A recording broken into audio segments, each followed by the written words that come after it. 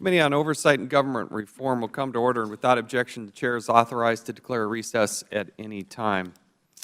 Appreciate the participants today on an important topic that we need to have vigilant oversight on, dealing with the TSA and the security gaps in a critical part of our culture. The 9/11 Commission concluded in their report, quote, "The most important failure was one of imagination. We do not believe leaders understood the gravity of the threat," end quote. That report underscored the need for government leaders to do a better job of preparing for security threats that can only now be imagined. It's no secret that people interested in harming America are coming up with creative ways to circumvent the existing security measures. The battle for aviation security is fought daily by the thousands of men and women who serve in the TSA's workforce.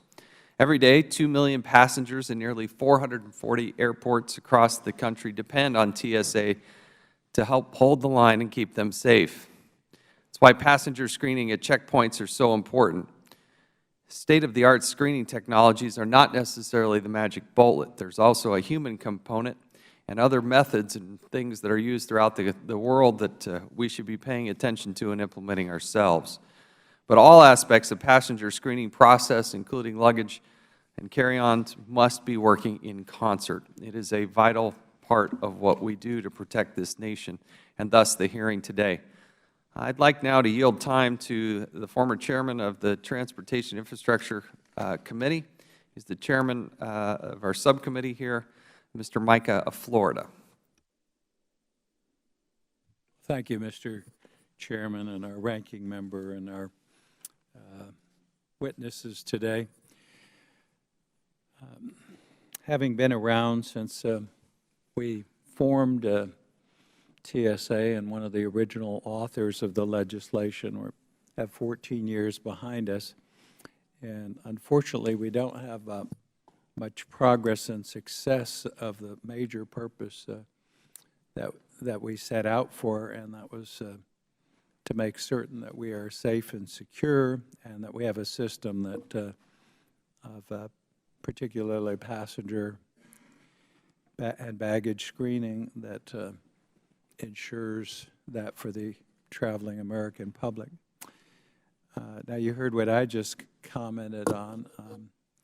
The GAO report from this week is just confirms that in just about every area of operations. We'll hear in a few minutes from the Inspector General.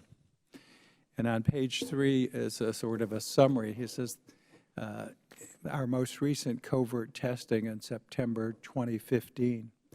The failures included, this is TSA failures, included failures in the technology, failures in TSA procedures, and human error. We found layers of security simply missing. It would be misleading to minimize the rigor of our testing or to imply that our testing was not accurate reflection of the effectiveness of the totality of aviation security. That is very alarming.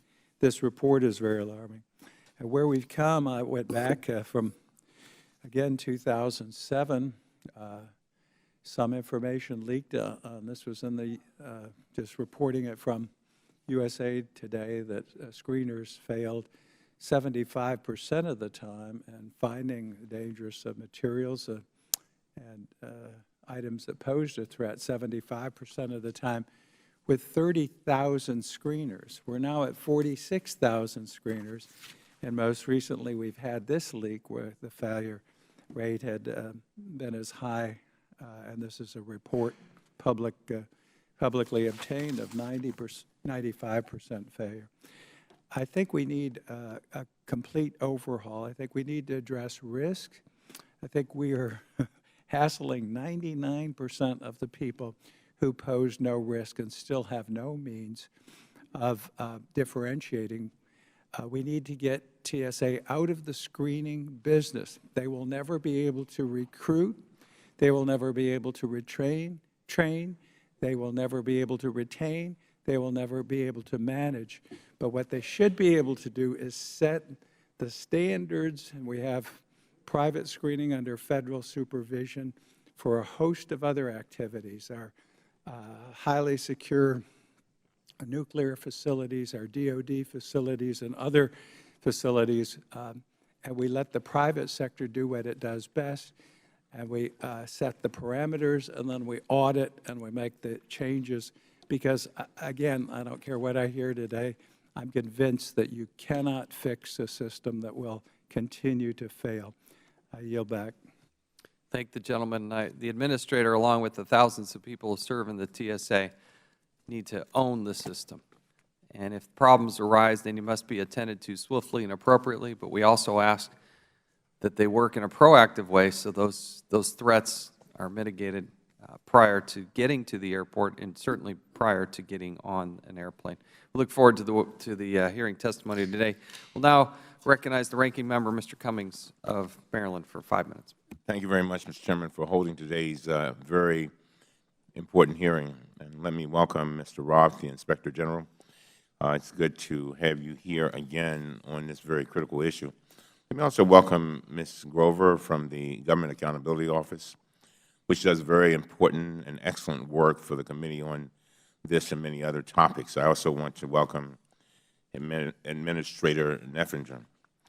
When I served as the subcommittee chairman on the Coast Guard and Maritime Transportation Subcommittee, I admired Mr. Neffinger's technical expertise and the steady, determined leadership he brought to the Coast Guard's most significant challenges, including dealing with the horrible Deepwater Horizon oil spill.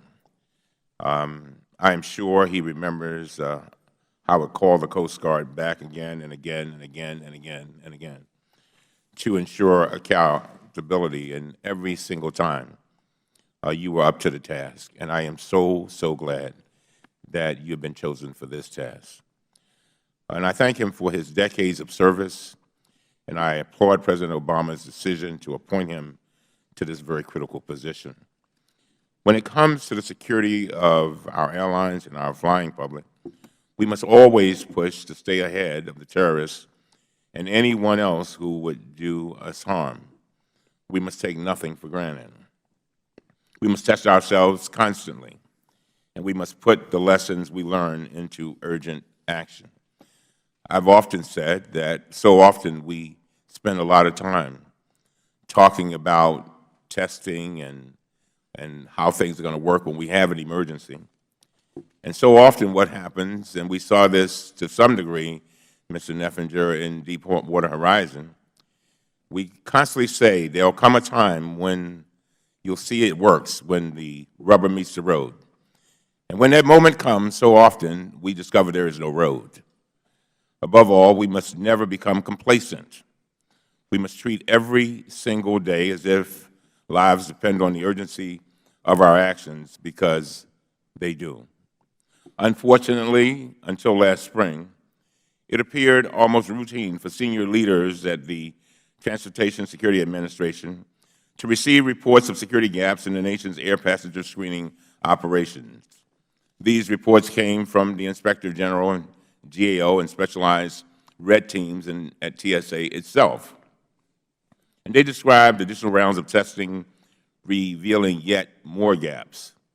The question today, I believe, is whether TSA and the Department of Homeland Security are responding with the urgency this situation demands. As the President often says, are they responding with the urgency of now? Based on their actions over the last several months, I believe that they are.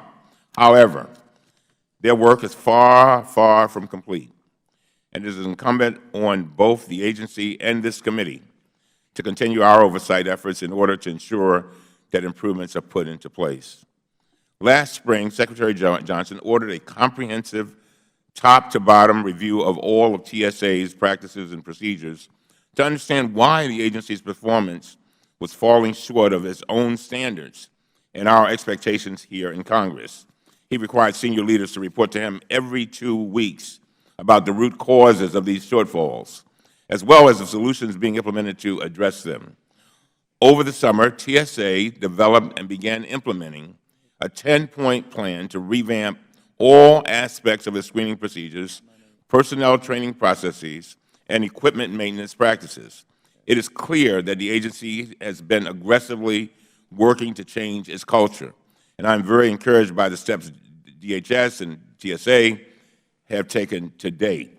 However, we are early in the process. This agency has more than 42,000 employees responsible for ensuring security at about 450 airports. Making comprehensive changes in an agency of this size is not easy, and ensuring that these changes are effective and efficient in improving the agency's day-to-day performance requires a sustained, long-term effort. We must ensure that TSA establishes a new baseline with clear and specific metrics to measure performance. This committee must hold TSA's leadership accountable for the achievement of these new metrics. As I close, Administrator Neffinger, I think you know what I'm about to say. Just like at the Coast Guard Subcommittee, you should get used to seeing us on a regular basis. This committee's job is to oversee the implementation of TSA's transformation. We're going to be inviting you back again and again because the American people are depending on us to get it right. Finally, let me close by noting that the airlines and others also play a critical role in ensuring our security. We need to take a hard look at decisions by the airline industry that are making the TSA's job more difficult. For example, we have learned that the new fees airlines are charging to check bags are causing huge increases in the volume of carry-on luggage. Although this may result in significant new revenues for the airlines, it is also putting significant new strains on our screening operations, and I hope you will address that, Mr. Neffinger. I hope we will have an opportunity to discuss these issues in more detail today and at future hearings before the committee, and I just want to be clear, I have full confidence that we will get this right. We have no choice. With that, Mr. Chairman, I thank you and I yield back. Thank the gentleman. We'll hold the record open for 5 legislative days for any members who would like to submit a written statement. We'll now recognize our panel of witnesses. First, we have Mr. Peter Neffinger, Administrator of the Transportation Security Administration at the United States Department of Homeland Security. We're also joined by the Honorable John Roth, United States Department of Homeland Security, and Ms. Jennifer Grover, Homeland Security and Justice at the United States Government Accountability Office. We welcome you all, and pursuant to committee rules, all witnesses are to be sworn before they testify. If you will please rise and raise your right hands. Do you solemnly swear or affirm that the testimony you are about to give will be the truth, the whole truth, and nothing but the truth? Thank you. Please be seated and let the record reflect the witnesses all answered in the affirmative. In order to allow time for discussion, we would appreciate it if you would limit your verbal testimony to 5 minutes. Your entire written statement will be entered as part of the record. Mr. Neffinger, you are now recognized for 5 minutes. Good morning, Chairman Chaffetz, Ranking Member Cummings, and distinguished members of the committee. Thank you for the opportunity to testify on my vision for evolving the Transportation Security Administration. My leadership perspective is shaped by more than 3 decades of military service and crisis leadership. Fundamental to my approach are a well-defined statement of the mission, clear standards of performance, training and resourcing that enable the workforce to achieve success, appropriate measures of effectiveness, and an unwavering pursuit of excellence and accountability. I want to thank Inspector General Roth and Director Grover for the oversight that they have provided to TSA. I want to specifically thank Mr. Roth for his encouraging assessment of our new direction. That direction is a reflection of my vision on how we approach the continuing evolution of TSA.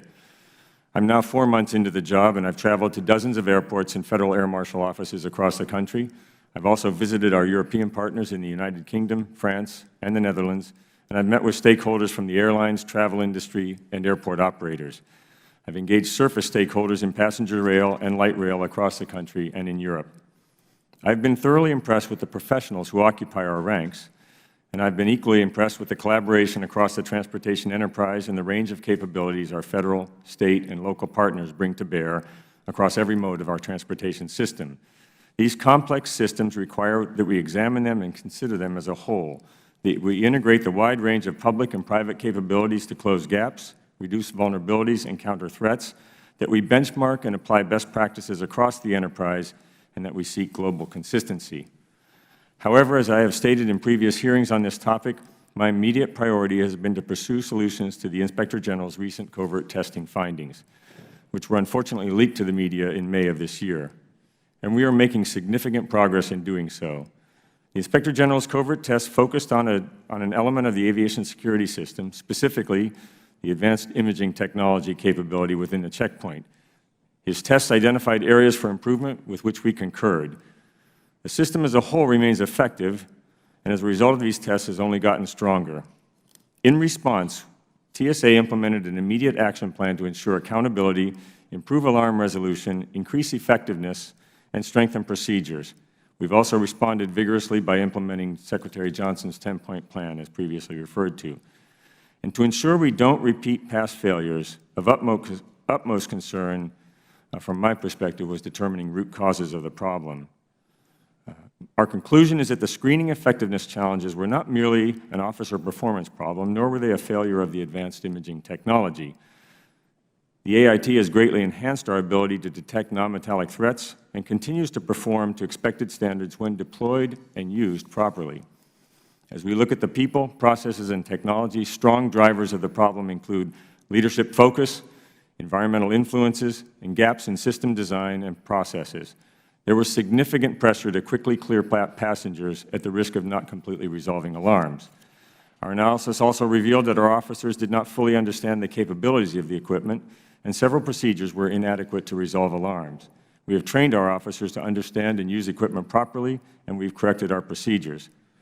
Solutions require a renewed focus on security, revised procedures, investments in technology, realistic and standardized training, a new balance between effectiveness and efficiency, and support for our frontline officers. We will continue to partner with the airlines, airport operators, and the trade and travel industry to identify solutions that can reduce the stress on the checkpoint, and we must right-size and resource TSA appropriately. We've begun that process in earnest, and I can report that we have a principled approach in place designed to correct the immediate challenges while ensuring that this problem doesn't happen again. Our Mission Essentials training, conducted in August and September with every frontline officer and leader across TSA, has helped reset our focus on security effectiveness, and most critically, we have enhanced our officers' knowledge and understanding of the screening system. Longer term, our self-examination has given insight into how we must evolve. We face a critical turning point in TSA, both to address these recent findings and to begin our investment in a more strategic approach to securing the transportation sector. We need to measure security to drive an institutional focus, and what we measure is what our leaders and officers will pay attention to. Our approach needs to be adaptive and risk-based, constantly reassessing assumptions, plans, and processes, and we must be able to rapidly field new ways of operating. We must rethink how we invest in technology. Our adversaries remain intent on attacking the transportation sector, and our investment in new tools must exceed the speed of the enemy's ability to evolve. Most important, we must deliver an effective system and earn the confidence of the traveling public through competence, disciplined performance, and professionalism. I've conveyed these standards to our workforce, and I commit to you that we will continuously pursue these objectives. Chairman Chaffetz, Ranking Member Cummings, I want to assure you that TSA is an intelligence-driven counterterrorism organization, and I know that we are up to the challenges we face. We're on the front lines of a critical counterterrorism fight, and our workforce is willing and able to do the job. Thank you for the opportunity to appear today, and I look forward to your questions. Thank you. Inspector General Roth, you're now recognized for 5 minutes.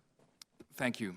Good morning, Chairman Chaffetz, Ranking Member Cummings. You could maybe just bring the microphone straight up to your, that would be great. My apologies. Good morning, Chairman Chaffetz, Ranking Member Cummings, and members of the committee. Thank you for inviting me here to testify today. Throughout this year, I have testified before this committee and others regarding my concerns about TSA's ability to execute its important mission.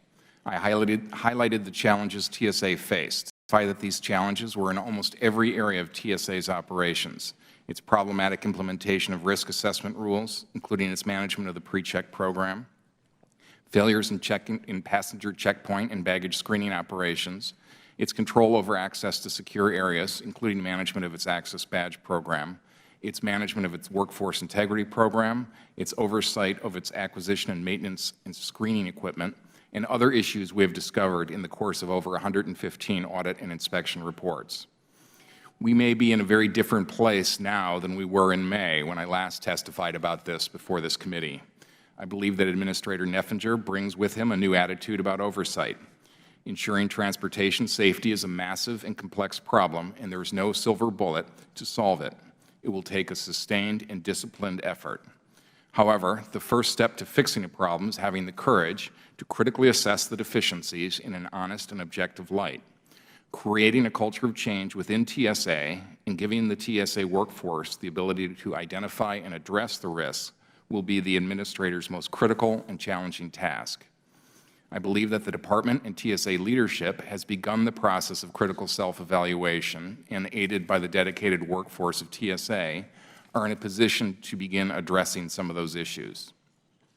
In September, we completed and distributed our report on our most recent round of covert testing. While I cannot talk about the specifics in this setting, I am able to say that we conducted the audit with sufficient rigor to satisfy our professional auditing standards, and that the tests were conducted by our auditors without any specialized knowledge or training, and the test results were disappointing and troubling. We ran multiple tests using different concealment methods at 8 different airports of different sizes, including large Category X airports across the country, and tested airports who were using private screeners. The results were consistent across every airport. Our testing was designed to test checkpoint operations in real-world conditions. The failures included technology, TSA procedures, and human errors. The Department's response to our most recent findings has been swift. For example, within 24 hours of receiving preliminary results of OIG testing, the Secretary summoned senior TSA leadership and directed that an immediate plan of action be created to correct deficiencies uncovered by our testing. TSA has put forward a plan consistent with our recommendations to improve checkpoint quality in 3 areas: technology, personnel, and procedures. This plan is appropriate because the checkpoint must be considered as a single system. The most effective technology is useless without the right personnel, and the personnel needed to be guided by the appropriate procedures. Unless all 3 elements are operating effectively, the checkpoint will not be effective. We will be monitoring TSA's efforts and will continue to conduct covert testing. Consistent with our obligations under the Inspector General Act, we will report our results to this committee as well as other committees of jurisdiction. I believe that this episode serves as an illustration of the value of the Office of Inspector General, particularly when coupled with a Department leadership that understands and appreciates objective and independent oversight. This review, like dozens of reviews before, was possible only because my office and my auditors had unfettered access to the information we needed.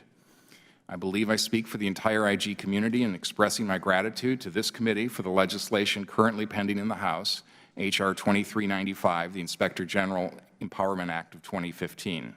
This legislation would fix the misguided attempt by the Department of Justice to restrict access to records and would restore IG independence and empower the IGs to conduct the kind of rigorous, independent, and thorough oversight that the taxpayers expect and deserve.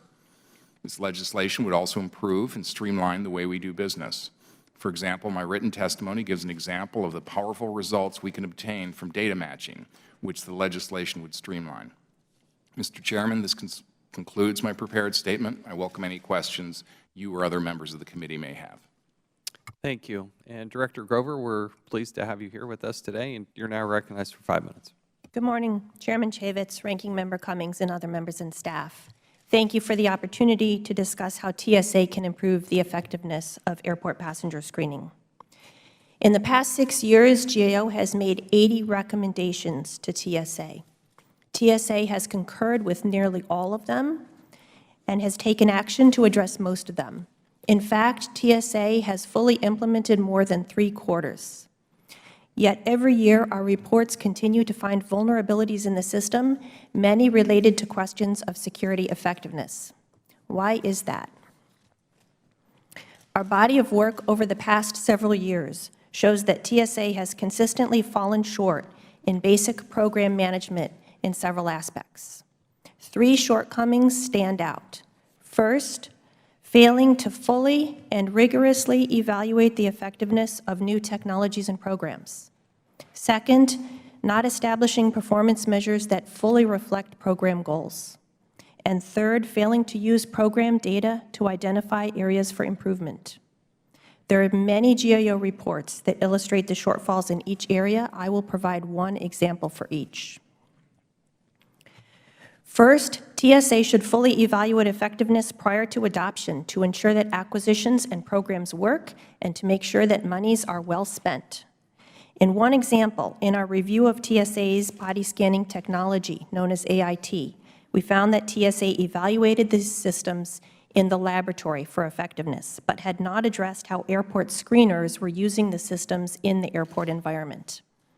If airport screeners don't carry out pat-downs properly to follow up on the potential threats that are signaled by the AIT, and we know that this is an ongoing challenge, then the effectiveness of the overall screening will be diminished. A related issue is that when TSA is designing studies of effectiveness, it's critical that they follow established study design practices to make sure that the results that they get at the end of the day are valid. TSA has struggled with this. In one example from 2013, we found that a DHS study of behavioral detection indicators did not demonstrate their effectiveness because of study limitations, including the use of unreliable data. My second point is that TSA should adopt performance measures that reflect program goals to make sure that the programs are operating as intended after they've been stood up. As an example, in 2014, we found that TSA did not have performance measures to determine the extent to which the Secure Flight program accurately identified passengers on the no-fly, selectee, and other watch lists, one of the program's key goals. My third point is that TSA should put systems in place to monitor the data it collects in order to identify areas for improvement. As an example, in 2013, we found that TSA officials collected data on the effectiveness of their canine program, but were only considering overall pass and fail rates. TSA was missing the opportunity to determine if there were specific search areas or types of explosives in which the canine teams were more or less effective, and to identify training needed to mitigate deficiencies. TSA is consistently responsive to GAO's recommendations, and TSA has addressed, at least to some degree, most of the examples I just mentioned. For example, TSA has modified its AIT testing to more fully evaluate effectiveness and has implemented new procedures to analyze canine testing data. In addition, TSA is in the process of testing its behavior detection activities and developing new secure flight performance measures. But addressing GAO's findings one by one will not solve the underlying problem of an organizational culture that has allowed programs to be stood up without sufficient evidence of their effectiveness. It is critical that TSA systematically address the cross-cutting program management weaknesses that I just described. Through well-designed evaluations of their programs and acquisitions, and continuing reliance on appropriate performance measures that allow them to monitor key program goals over time, TSA would be well-positioned to achieve long-standing improvements in aviation security effectiveness and other operations. Chairman Chaffetz, Ranking Member Cummings, this concludes my statement. I look forward to your questions. We thank you. We'll now move to the question portion. We're going to start by recognizing the gentleman from Florida, Mr. Micah, for 5 minutes. Thank you, Mr. Chairman and Ranking Member. Administrator, pleased to have you aboard. You come aboard when there's been unprecedented amount of criticism and findings of failure with your agency. So, and I know you're very intent. I had a chance to talk to you on trying to improve things and correct these things. But I think what, again, looking at this over 14 years and our objective is to keep the American people safe. In your statement, I guess, and statements we've had, you screened 660 million passengers last year, I guess it was. Yeah. And what percentage of those folks actually pose a risk? It's got to be less than 1%. Would you agree with that? A very small percentage. Yes, a very small percentage. But most of our resources are spent on building a bureaucracy. And there's over $2.3 billion on TSA bureaucracy to manage the 46,000 screeners that Congress has put a cap on, we've actually seen a failure rate disclosed publicly from 30,000 screeners to 46,000 screeners, where things have gotten worse. You stated in your testimony there are a number of actions that have been completed, including the following: requiring screening leadership at each airport to oversight AIT operations and training and things of that sort. I'm telling you, even when you get this done, you have created a system that doesn't address the risk. Your chances of failure are almost 100% with the current system, even with the training that you employ.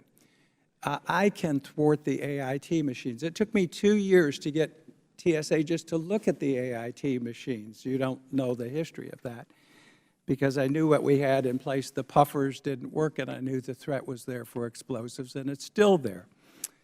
But you all, and we've tried to put in different programs to make up for the layers that failed.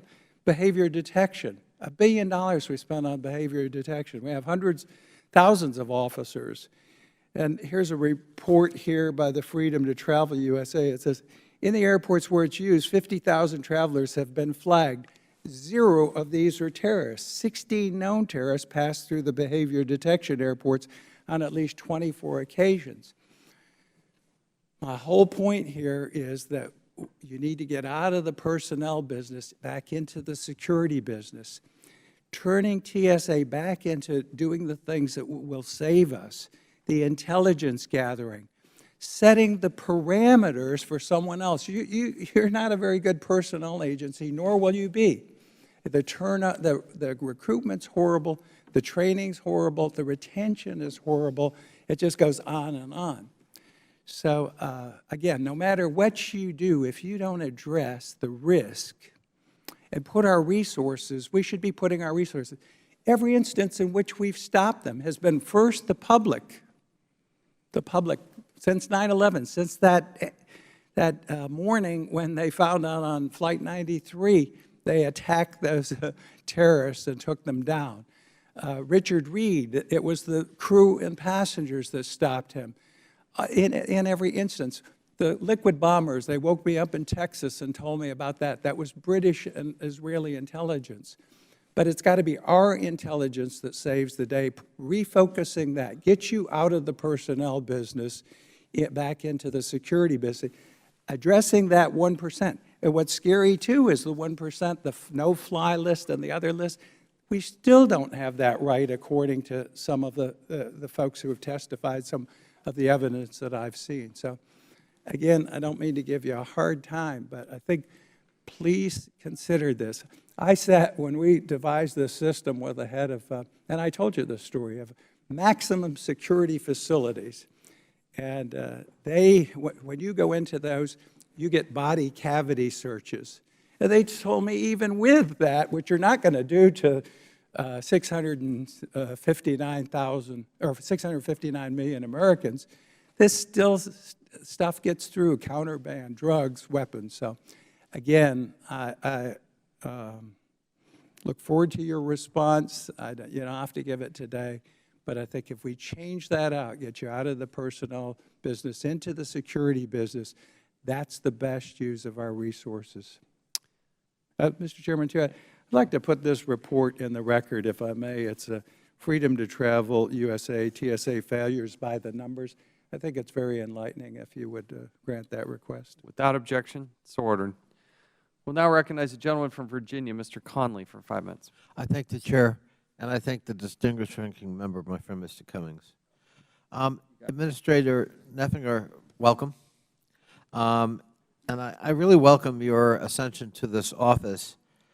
My confidence in you was reinforced when I read your testimony about the determination of TSA on root causes. And you said the underlying screening effectiveness and technology challenges, you've said a disproportionate focus in the past has been on screening operations efficiency rather than security effectiveness, which is, after all, the mission. Would you expand on that? Thank you, Congressman. As I mentioned in my opening statement and in my written statement, as we looked at root causes, and you really do have to look at root causes and try to determine, why it is that we saw the same failures repeatedly over time. So when you have an operating agency that observes the same things over and over, it tells me that you haven't really figured out what the problem was. And so you look at root causes, it goes beyond just whatever happened at the checkpoint that failed. You have to determine what is in your culture and in your organizational approach. If you recall, in the early days of TSA, there was a great concern about the wait times, and there was a great deal of pressure on TSA to get people through the screening checkpoints faster. And there's good reason for that. You don't want a lot of people packing up outside the sterile area. I think you have to be very careful, though, when you change, when you inject a concern like that to an organization, because what you measure is what you're going to get for performance. And so I really do believe that over time what happened was a great deal of effort to ensure wait times were kept to a minimum, people were pushed through the checkpoint. That puts pressure on the screeners to clear passengers versus resolving the alarms that they present. And so, and that slight nuance of difference between clearing a passenger versus resolving something that the passenger presents can change the effort you put into looking for that. And we found that. I think it's really important, the point you're making, because it's very easy bureaucratically to check a box and say, well, what do you mean we've improved efficiency 600%? Yeah, but that isn't the goal. That's a means toward reaching the goal. And keeping one's eye on the mission, making the main thing is really important, and I thank you for doing that. Mr. Roth or Ms. Grover, GAO has issued more than 25 TSA-specific reports in the last 5 years. The catalyst for this hearing was covert tests that your agency, Mr. Roth, conducted of passenger screening process. What did you find from that covert operation? The specific results, of course, are classified, so I can't discuss them in this hearing, but what we found in a series of tests which took place across the country at different airports of different sizes using a variety of concealment methods by individuals who are auditors with no specialized training or skill is a universal disappointing performance by the TSA screening checkpoint. And again, what we look at is the entire screening checkpoint system. It's not just the AIT, it's not just the people, it's not just the procedures, but how they work together. Would it be fair to say, without compromising security, that some significant breaches occurred? Yes. Very troubling. And Mr. Neffinger, presumably you're aware of those findings. Yes, I am. And has the agency taken corrective steps to try to address what Mr. Roth and his team discovered covertly? Yes, sir, we have. One of the first things I did, actually, when this became public, it became public during my confirmation process between the first and second confirmation hearings. I had a chance to meet with Mr. Roth, and then I met with Mr. Roth again after swearing in as administrator, after being confirmed and swearing in. And one of the first things I wanted to do was understand the exact nature of the failures that occurred, how they were presented, and so that we could begin to address the root causes that, as you had mentioned earlier. We have put a tremendous amount of effort into not just determining the instant failures, but reaching back through the organization to figure out what systemically was going on that brought this to this. Because as you may also be aware, we have had other such discoveries of failures in the past. Mr. Chairman, it may be useful at some point to have a classified briefing where we get fully briefed on that. One final question. I'm going to sneak in my last 18 seconds. But Mr. Neffinger, one of the problems, and you've raised it too, that has occurred is, because it's now a lucrative business to charge for baggage, it's forced passengers to try to compensate by bringing in overhead luggage as much as possible. This affects your business and your mission. Could you just address that? There's a lot more baggage coming through the checkpoint now than there used to be, and that baggage is much more packed with gear than it used to be. This is a challenge for anybody to screen it. I know that the airlines have been trying hard to enforce their 1+1 rule, but sometimes that enforcement doesn't take place until you get to the actual loading gate, and so multiple bags have come through the checkpoint. So we've been working very closely with the airline industry and with the airports to see what we can do to reduce some of that stress on the checkpoint. But it's just a fact of modern life that there's more stuff arriving at a checkpoint than used to arrive. Thank the gentleman. Now recognize the gentleman from Michigan, Mr. Walberg, for 5 minutes. Thank you, Mr. Chairman, and thanks to the panel for being here. I wasn't here in Congress when TSA was instituted, and I don't have a lot of answers to how you do it. I just know that when I enter the airport in Detroit, I go through multiple contacts with multiple agents, including TSA. I would also hasten to say at a meeting like this, while there are concerns and there are problems we have to deal with, overwhelmingly I've been treated well by TSA, even when they didn't know I was a member of Congress. And the fact of the matter is that only 2 incidences can I remember the exact airport where I was not treated well, Los Angeles and Dulles. That says, for the most part, your personnel doing a job I wouldn't want to do are at least attempting to work with, and I want to applaud you for that. We can jump on you, but I think there is also something to say about having a untenable job to do, where you have to be right all the time. And fortunately, since 9/11, as a result of TSA's efforts and others' efforts, including the airlines and passengers, we have not had a down plane. And we want that to continue. But I do want to ask you some questions, Mr. Neffinger. In our hearing today, you pledged to fix some things. During other public crises, other TSA administrators have pledged to fix things. What will be different this time? Thank you for that question. It really goes to what I was saying earlier, and that is, when you have, so my experience is I've been an operator my whole career. I spent 34 years in the United States Coast Guard. In many respects, a lot of similarities between the Coast Guard and the TSA in this sense. Both are mission-based organizations. Both have, in some respects, missions that have a no-fail quality to them. Both have a distributed frontline workforce that's responsible for carrying out that mission. So in my experience, what makes operating agencies challenging and exciting at the same time is challenging in that you have something you have to do every single day. And that tyranny of the right now can lead you to simply address the problem in its presentation. By that I mean, you have a failure at a checkpoint, you work with the team at that checkpoint, or you work with the team at that airport, and you say, look, you failed, here's how you failed, don't do it again. That may seem like it fixes the problem, but it really doesn't over time. What you find is that typically if you have failures like that in a dedicated frontline workforce, and I really appreciate the words you had to say about that workforce, then it means you've got something more systemic going on. And it's hard sometimes for an operating agency to take the time to do that. How will you monitor that bigger picture then? Well, I think that it starts by recognizing that there is a bigger picture and saying it out loud. And so that's something I said when I first came in. Anytime you have multiple failures that look the same over time, that means something else is going on. And so we're going to stop. We're going to look at the entire approach to the organization. How well do we understand our mission? How well have we articulated that mission in terms of what it needs to succeed? How well have we deployed the equipment that we think addresses that need? How well have we trained our people to work that equipment? And what kinds of processes have we given them and procedures? For example, we found that there were 3,100 independent tasks that we expected a screener to memorize. That's an impossible task.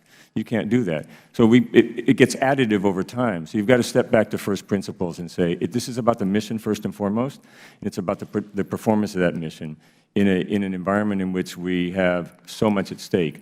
It pays. You have to look at what's already been done by third-party independent auditors. I greatly value the work of the GAO and the IG's offices because they give me a third-party independent assessment of what are some of those challenges. And I can use that as a way to go back and begin to dig into the deeper issues in the organization. Let me add on to what my friend Mr. Connolly started with you. And I think it goes to this idea of a bigger picture. How will you work with airports, airlines, and others to disrupt the incentives that can emphasize speed over security?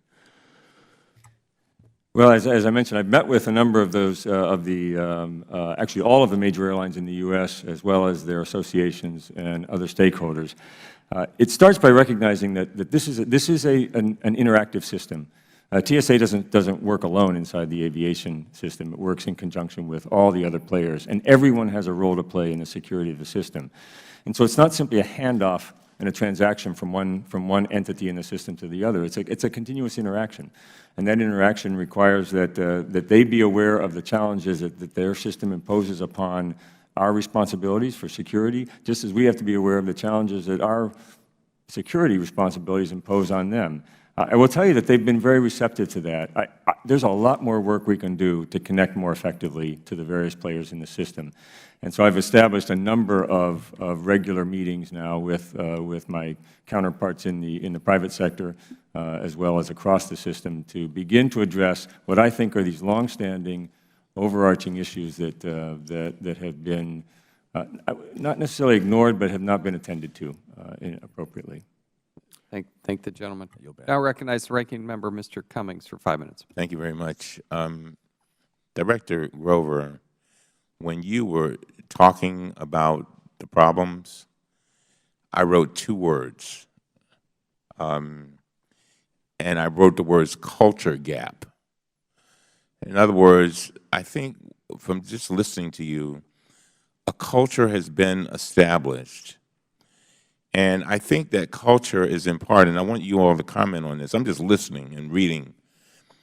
You know, the chairman will tell you that when we've been dealing with the Coast Guard, not the Coast Guard, but the Secret Service, one of the things that we worried about was a culture of complacency.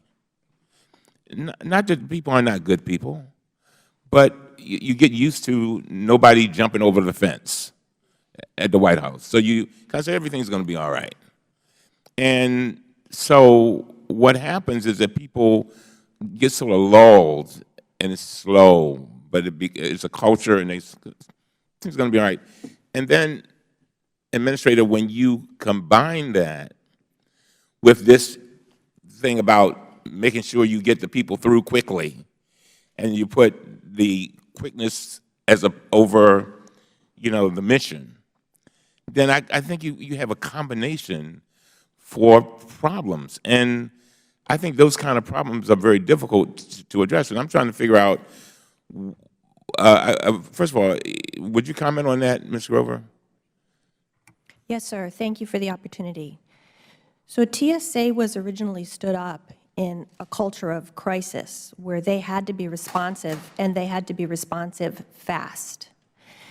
But at this point, it is time to transition to a culture of accountability for effectiveness. TSA definitely is aware of the importance of ensuring their programs are effective.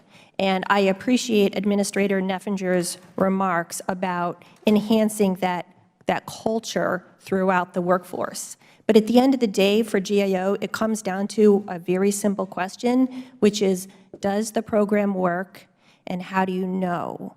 And no matter how much the staff are educated in the current failures or retrained on culture of accountability for effectiveness. You don't know what you just said.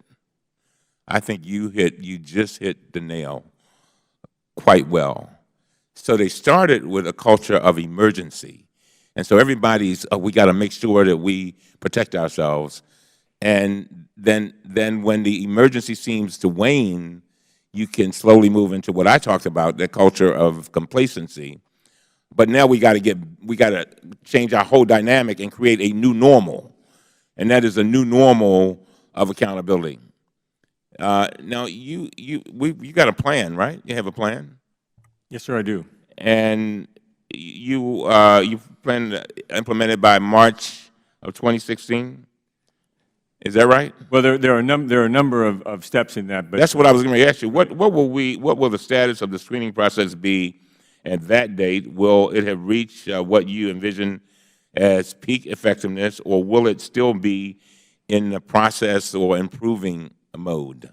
Well, So in answer to that question, let me say, I think that you have to always be in the continuous improvement mode. I think you hit it on the head. Otherwise, you do go complacent. The day you think you get the screening process or security process right is the day you'll be defeated, and I believe that entirely. So this is continuous focus on the mission, continuous focus and continuous evaluation through key measures of your performance of that mission. Now, that said, what have we done to address these immediate challenges? Retrain the entire frontline workforce. And I know that sounds easy to say, but let me explain what that means. We called it Mission Essentials Threat Mitigation, and we called it, I wanted it called Mission Essentials for a reason. It's about reminding people that we have a mission first and foremost, and it is truly a no-fail mission in the aviation system. And to remind them and to reactivate that desire in them that they exhibited when they raised their hand and said, I swear to support and defend the Constitution of the United States. And how do you do that? How do you do that, what you just said?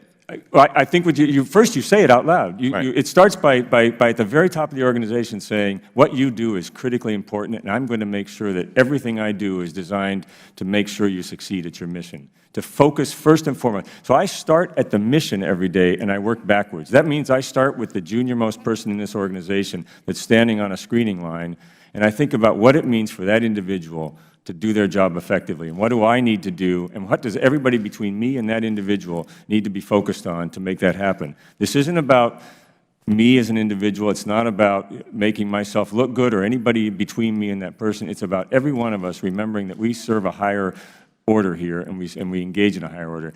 That is surprisingly important for a frontline workforce to hear. I learned that in my years in the Coast Guard.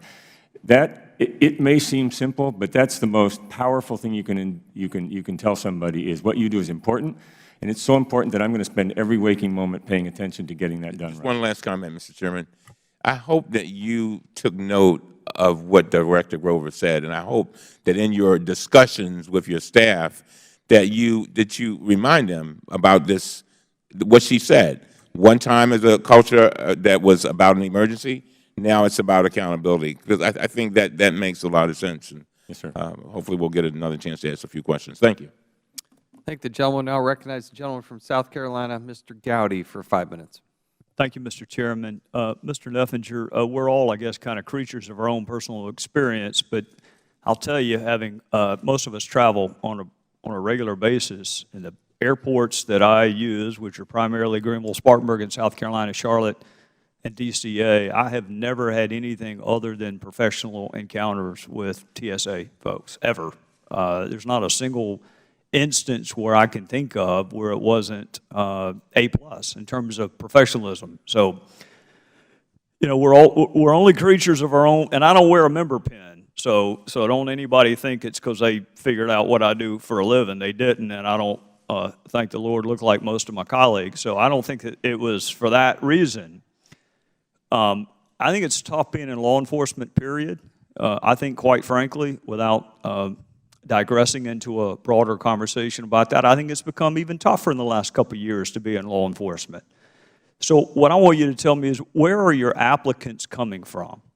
What is the source of the poor morale, other than that you only make the news when something goes wrong? If there's a TSA agent who is involved in stealing, or if there's a TSA agent that does something wrong, that's when you make the news. But you don't ever make the news for just simple professionalism. So what's the source of the morale issues? Where do you draw your applicants from? And what is your plan on bolstering morale? Well, thanks for your question, Mr. Gowdy, and thank you for your good words about our workforce. I will echo the fact that I think the majority of the TSA workforce, particularly the screening workforce, are truly dedicated, responsible, and patriotic Americans. These are people who, as somebody's already mentioned, have took an oath to do a job that many people in this country would not want to do, and very few people would choose to do. That said, so what's the source of morale? Again, my experience, it's a well-defined mission statement and a clear mission of importance. I think we have a clear mission of importance. I don't know that we've always clearly defined that to our workforce. So it's reconnecting the workforce to the desire that they had in the first place to join, to become part of something that's important, that means something, and that means something to our nation. That's first and foremost. That's That's what the military is all about, and that's what my experience there tells me. Then it's having clear and unequivocal standards of performance. And what I mean by that is what causes high morale is if people know that they're held to a high standard of performance and that people who don't meet those standards aren't going to be part of your workforce anymore. So I think you have to be consistent across the organization. Then you have to train them appropriately. You have to actually train them in not just how to do their job, but how to engage the system, how the system works. I think we need to do some work on that score. One of the things that we discovered in the course of the root cause analysis after the covert testing failures was that we actually had not explained to the majority of the frontline workforce what the technology capabilities were. So what can the machines do, what can't they do? No one ever did that to me when I was in the military. They never handed me a piece of equipment and said, just go figure out how it works. So when you connect them to their system, and we never asked their opinion on what they thought of the challenges of working that checkpoint. You need feedback from your frontline workforce. This isn't just a one-way transmission. You've got to engage them. So I think the components of morale are important, clear and important mission, support for that mission, training to accomplish the mission, understanding of the equipment that we give you to do that, and then engaging you and getting some feedback from you and letting you be part of the solution that goes forward. There's nobody who knows that mission better than the people who are conducting it every day. So those are the things that we're putting into place. It takes some time to see the results of that, but I see lots of opportunity on those points to really re-engage the workforce in a much more effective way and to actually activate, as I said, that which brought them to the job in the first place. With respect to recruiting, we currently use a third-party contractor to help screen recruits, but we recruit from all over the country, and we recruit from all walks of life. The astonishing thing is the talent that exists within the workforce. I have people with PhDs who are frontline screeners who've retired and come back into the workforce. I have people with music degrees. I have people from all walks of life. So there's as you might expect in a workforce of 44,000 screeners, you have a broad range of people at all ages. One last question, because my time's almost up. If we were to interview 100 folks who had left, not for cause, but just left, what would be the dominant reason they cited for why either their expectations weren't met or they lost interest? Why do folks leave? Well, I'll give you some thoughts I have, because I haven't done those interviews myself. I think it's probably a combination of factors. You always have some people who just decide that it's not the job for them and they move on. But let's address some of those concerns that you have with morale. I think it's not feeling like you're doing the mission that you thought you were going to be hired to do. So I think if I'm a screener and I think it's about effectiveness and screening properly, and I'm being told to move people through the line more effectively, that's probably going to cause me to say, I'm not sure that this organization cares about the things that they said they did. Did I get the proper training? Do I feel like I'm being supported? Do I feel like I have advancement opportunities? And do I get continuous development over the course of my career? I think all of those are the things that go into deciding whether or not you're with an employer you'd like to stay with or you want to move on and look for some other opportunity. Thank the gentleman. We'll now recognize the gentleman from Massachusetts, Mr. Lynch, for 5 minutes. Thank you, Mr. Chairman. I thank the ranking member. Thank you to our panelists, Mr. Neffinger and Inspector General Roth, Ms. Grove's testimony, both for the strengths and failures. Just following up on Mr. Gowdy's question, Mr. Neffinger, have you ever thought about offering a bonus or a bounty for a screener that actually gets somebody with a gun coming through the checkpoint or with some malicious intent? We've actually looked at all sorts of new potential incentive programs. I'm a big fan of incentivizing the right behavior. Okay. I don't want you to have to go into that because I got some other questions. This is such a target-rich environment. We have so many problems. I actually reviewed I went to the classified briefing, and while Inspector General Roth has used the word, disappointing and troubling, I would use pathetic in looking at the number of times people got through with guns or bombs, these covert testing exercises. It really was pathetic.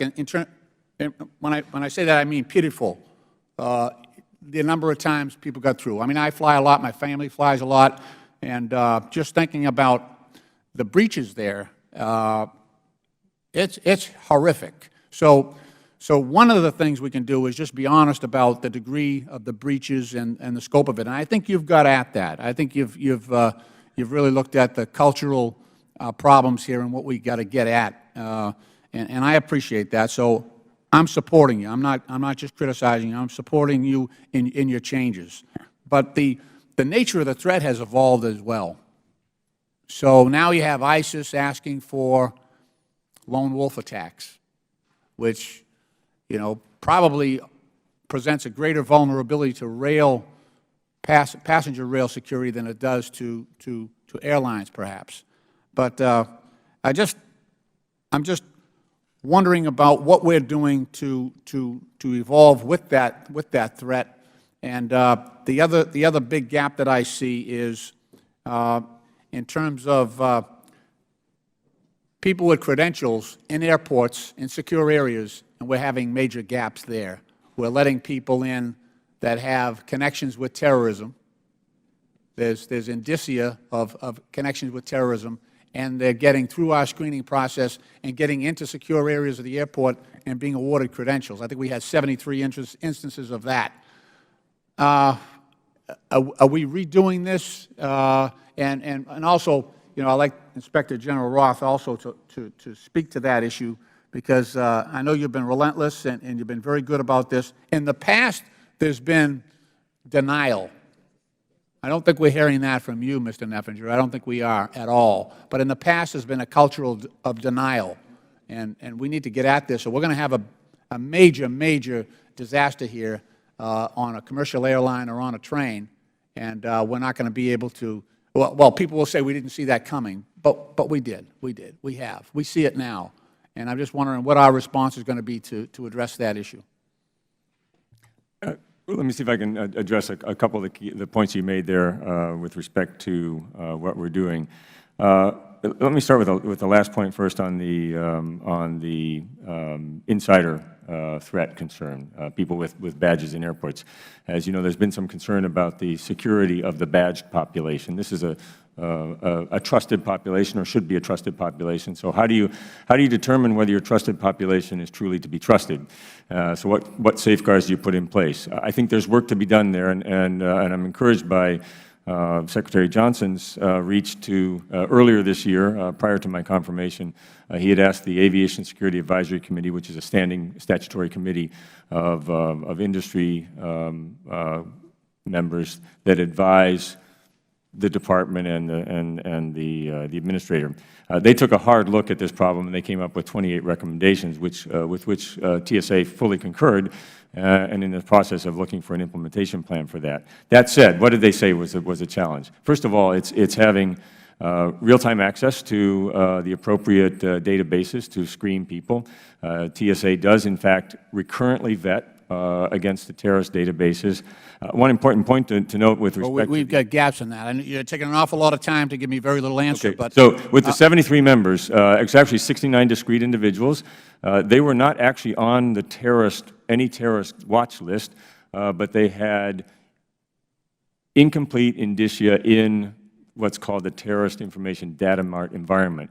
But that information wasn't sufficient to raise to known or suspected terrorist status. I'm not just mincing words. It's just clear that they were not of sufficient. And remember, we don't make those determinations. That's an FBI determination. With respect to ensuring that we pay attention to the evolving threat, I am directly connected to my counterparts across the intelligence community. I get a daily intelligence briefing that's a synthesis of what everyone is seeing. I'm very concerned about how complex and dynamic the threat environment is. I think in some respects it's the most complex we've seen since 9/11. And what makes groups like ISIL particularly concerning is that they are intending to inspire, and the intent to operation phase is compressing.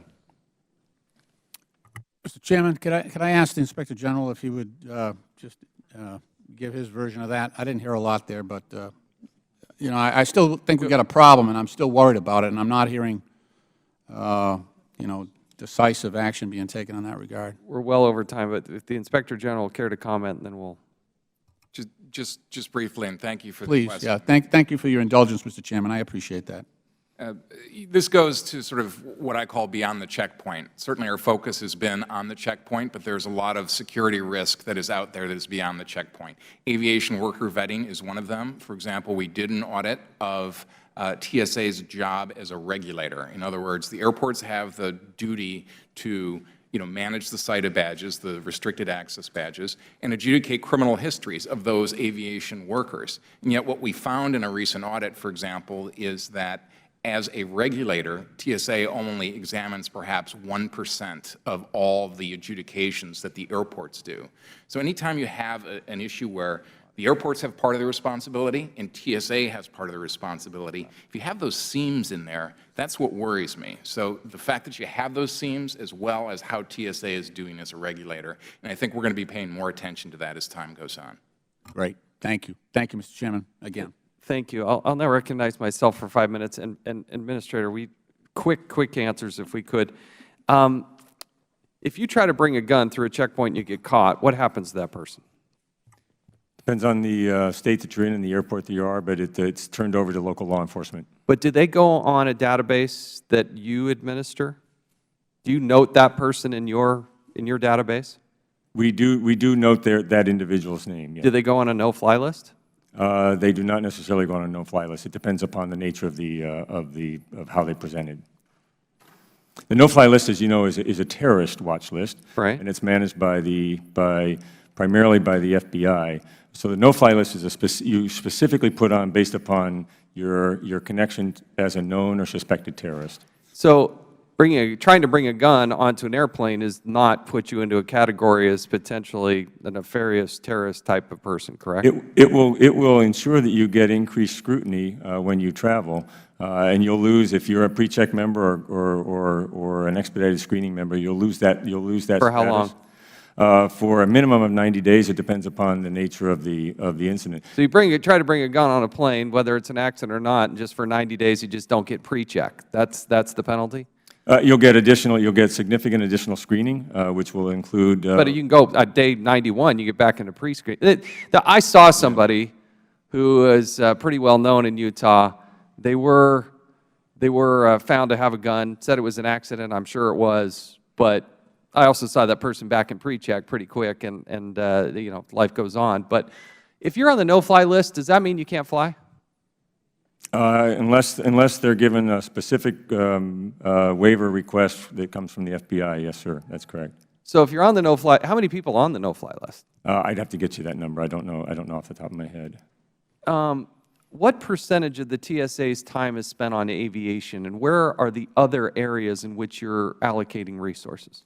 The vast majority of our effort is spent on the aviation security system because it's the federal responsibility. So if you're just looking at allocation of resources, you've got a large personnel component of that, which takes a great deal of that. So it's over 90% of our resources are on the aviation system. What other things is the TSA spending their time on? We have a responsibility across all surface modes of transportation, so passenger and light rail, over-the-road motor carriers and buses, pipelines, and maritime. But maritime we do in conjunction with the U.S. Coast Guard. Tell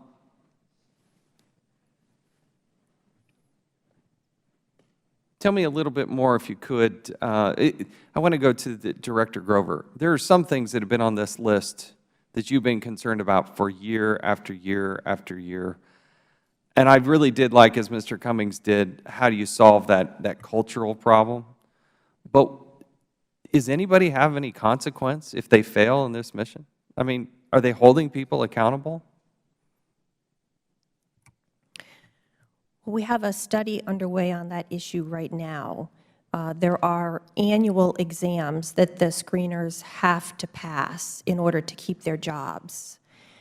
Beyond that, there are requirements for retraining if there are errors. What about, and maybe the Inspector General, the Director can ask, the behavioral profiling part of this, the SPOT part of the program. Can you comment on this real quick on how well that's being implemented? Sure. Well, this is about $200 million a year, and it is for behavioral detection activities, and the premise is that the officers will be able to spot individuals who pose a threat Does it to work? aviation security.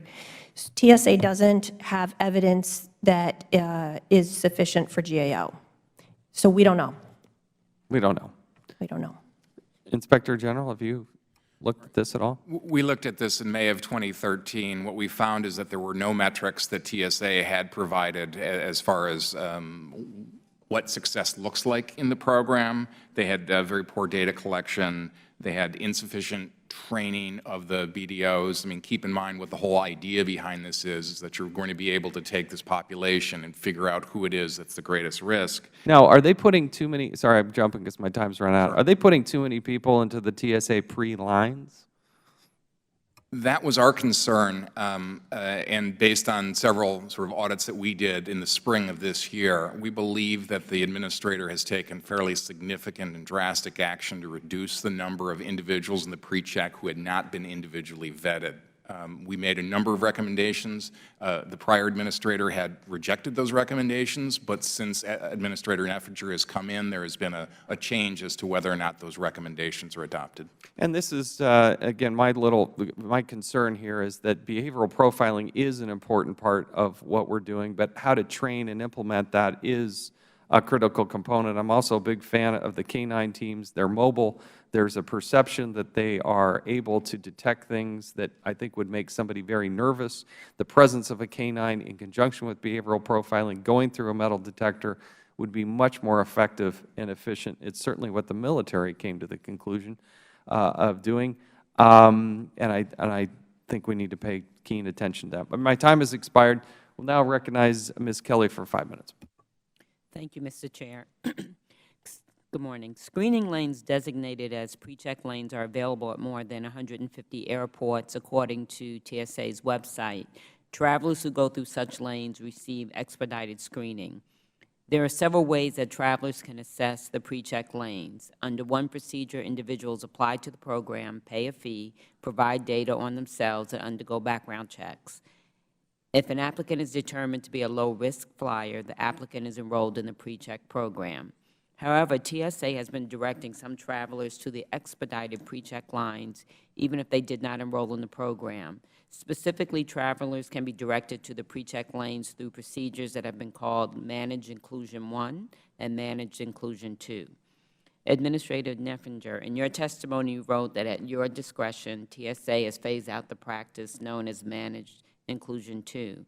Can you discuss what this program was and why it has ended, and what has been the impact of the elimination of this program on passenger volume and expedited screening lines? Yes, so the Managed Inclusion 2 program that you referred to was a term given to the practice of randomly assigning people that were in a standard screening lane to the expedited screening lane. And it was simply done with a random generator. You would get a yes/no, and they would move people in. That was pushing at its peak about 14% of average daily travelers through expedited screening lanes, and these are people who had not been through the pre-check, through any kind of a pre-check vetting.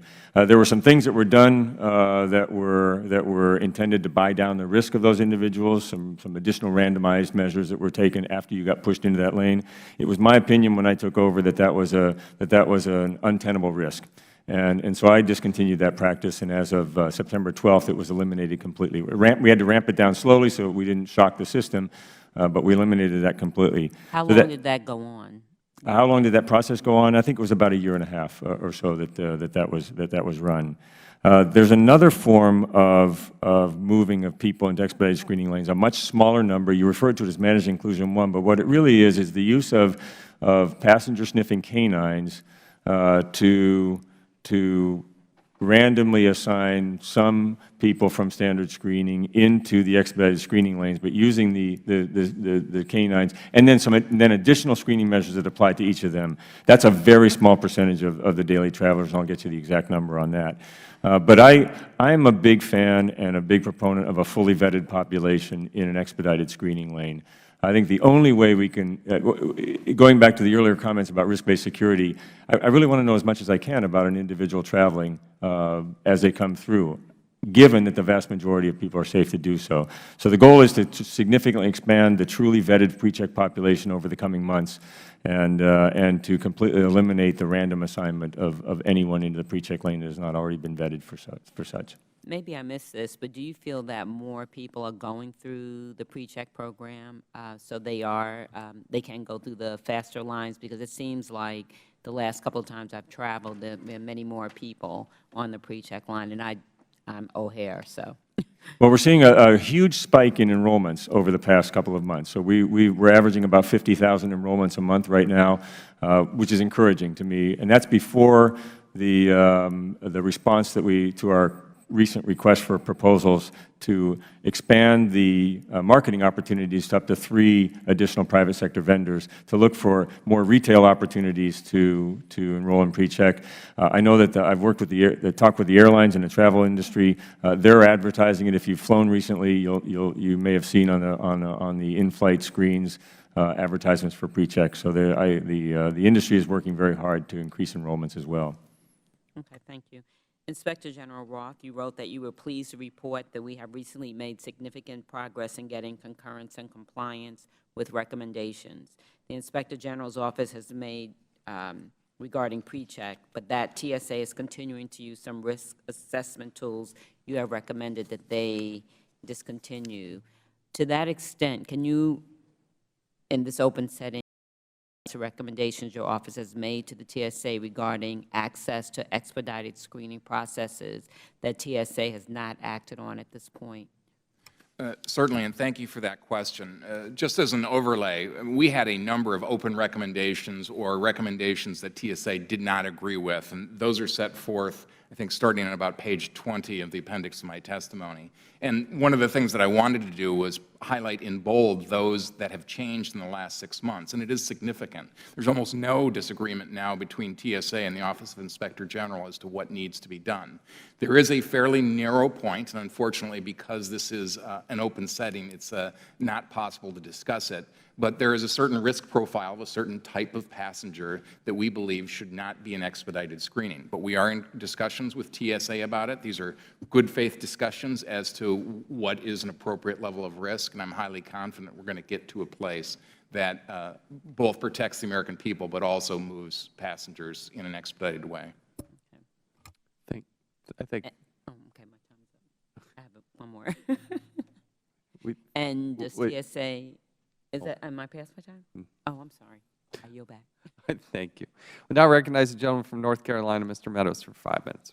Thank you, Mr. Chairman. Thank each of you for your testimony. It's Inspector General Roth, I'm glad to hear that you say that a lot of the disagreement has disappeared, because previously that was a major concern as we have GAO and the IG making recommendations, and yet TSA somehow believes that they have their Karnak hat on and they're able to figure out what to anticipate and what not to anticipate. So I would encourage that continued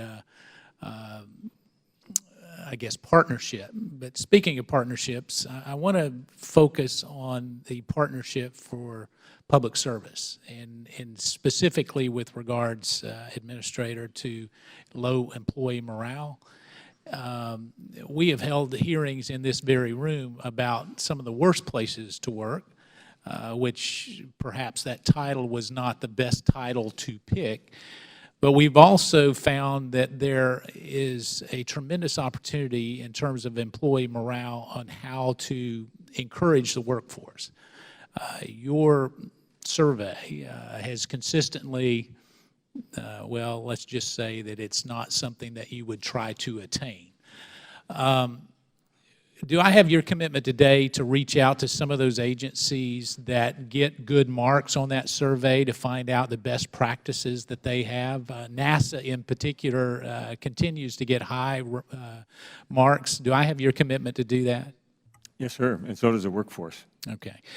Let me go a little bit, Director Grover, let me come to you, because I'd like you, if you could briefly summarize some of your concerns as it relates to the AIT machines and the procurement thereof and some of the challenges that we've had there. That's a really important issue because it is one of the main technologies that TSA relies on for screening passengers. What we originally found was that TSA had considered the effectiveness of the technology in the laboratory, but hadn't considered the broader picture of the employees who use them in the airport environment. And they have taken steps to address that in the procurement of the next version of the AIT systems. They have begun measuring the effectiveness of the entire system and looking at the detection rate of the entire system working together, and that's really important. One recommendation that we still have open is that TSA should pay close attention to its understanding of the false alarm rate on those machines. It is significant, and it has repercussions for both security effectiveness, because if screeners are used to a high false alarm rate, then they begin to think that there may not be anything there when the alarm goes off. And it also has repercussions for financing, because every time the machine alarms, the person has to go through a pat-down. So if the false alarm rate could be reduced, then it would have financial implications as well. And that is something that TSA is working on, but they do not yet have system-wide understanding of the operational false alarm rates. And so, Administrator, I see you shaking your head. You're willing to work with GAO on that and make sure that we come up with a matrix on how to, here's one of the concerns I have. We all talk about how we're going to work on it, and yet we don't really put parameters in there to judge whether we're successful or not. So will you work on a matrix that satisfies GAO as it relates to false alarms? Not only that, but we've been working very hard to completely restructure the process we use for doing this.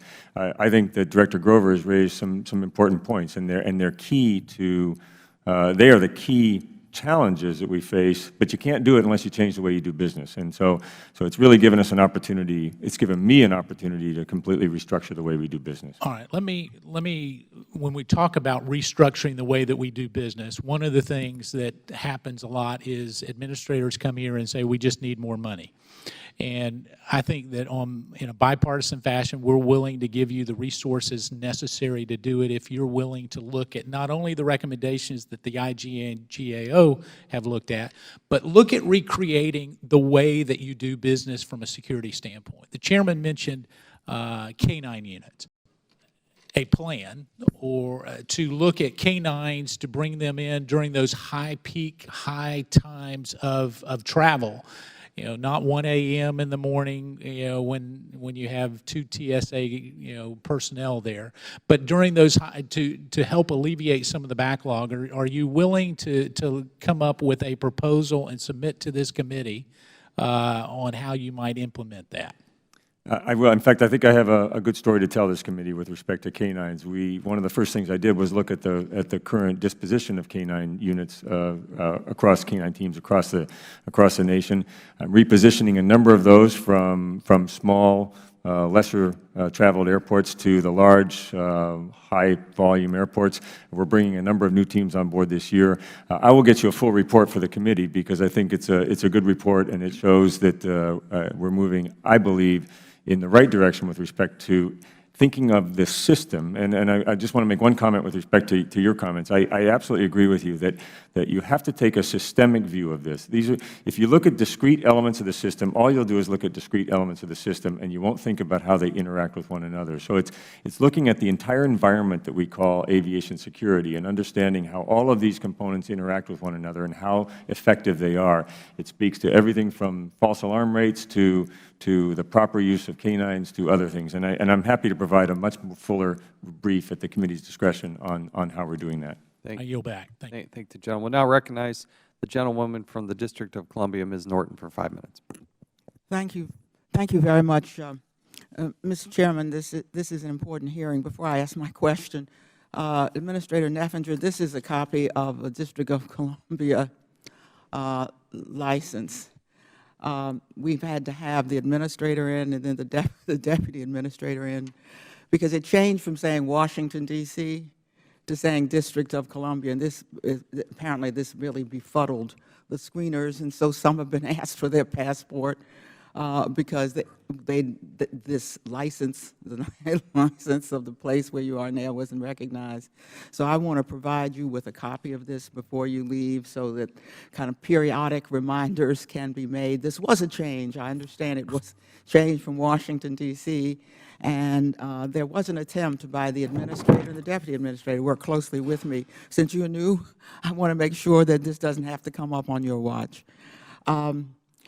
Neffinger, I have sat, for example, and seen what we have experienced at the airport, mentioned with respect to screeners who try to get, who sit, for example, at the Capitol or at federal buildings. I must say, I think this needs a study by psychologists, people who know something about the human mind and how it operates, because all you have to do is ask for a GAO study. You will always get that they, in fact, don't catch bombs, don't catch pistols. We need to learn more instead of just trying to catch people, because we are getting the same results no matter where they are, whether they're magnometers or whether they are TSA. For example, for TSA, we have had people to bring bombs and shoes to try to detonate their shoes. We've had a so-called underwear bomber. And it's interesting to note that with respect to those items, that they went through multiple layers of security, and it was passengers, not TSA, who in fact were called on to put down those very dangerous people. This leads me to ask whether or not TSA is really equipped, for example, to discover these. We've had this matter before the Congress, these plastic handguns. I mean, if they can't find ordinary items like bombs and pistols, and they are, as you can see, very inventive, what I'm wondering is does TSA have access to the intelligence to meet their adaptiveness in light of emerging threats? They're not going to do the same thing that passengers took them down for before. Do you have access to that intelligence, or do you have to depend upon some other agency? And if so, how do they relay to you what the emerging intelligence reveals? Well, thank you for that question. And first, just to be clear, the underwear bomber and the Richard Reed shoe bomber, those were not screened by TSA because they came from overseas in. Yeah, I understand that. So those, and it's one of the reasons that we became concerned about the non-metallic threat. I do have access to intelligence, and as I noted earlier, every morning I get an intelligence briefing, and it's a compilation of intelligence from across the intelligence community.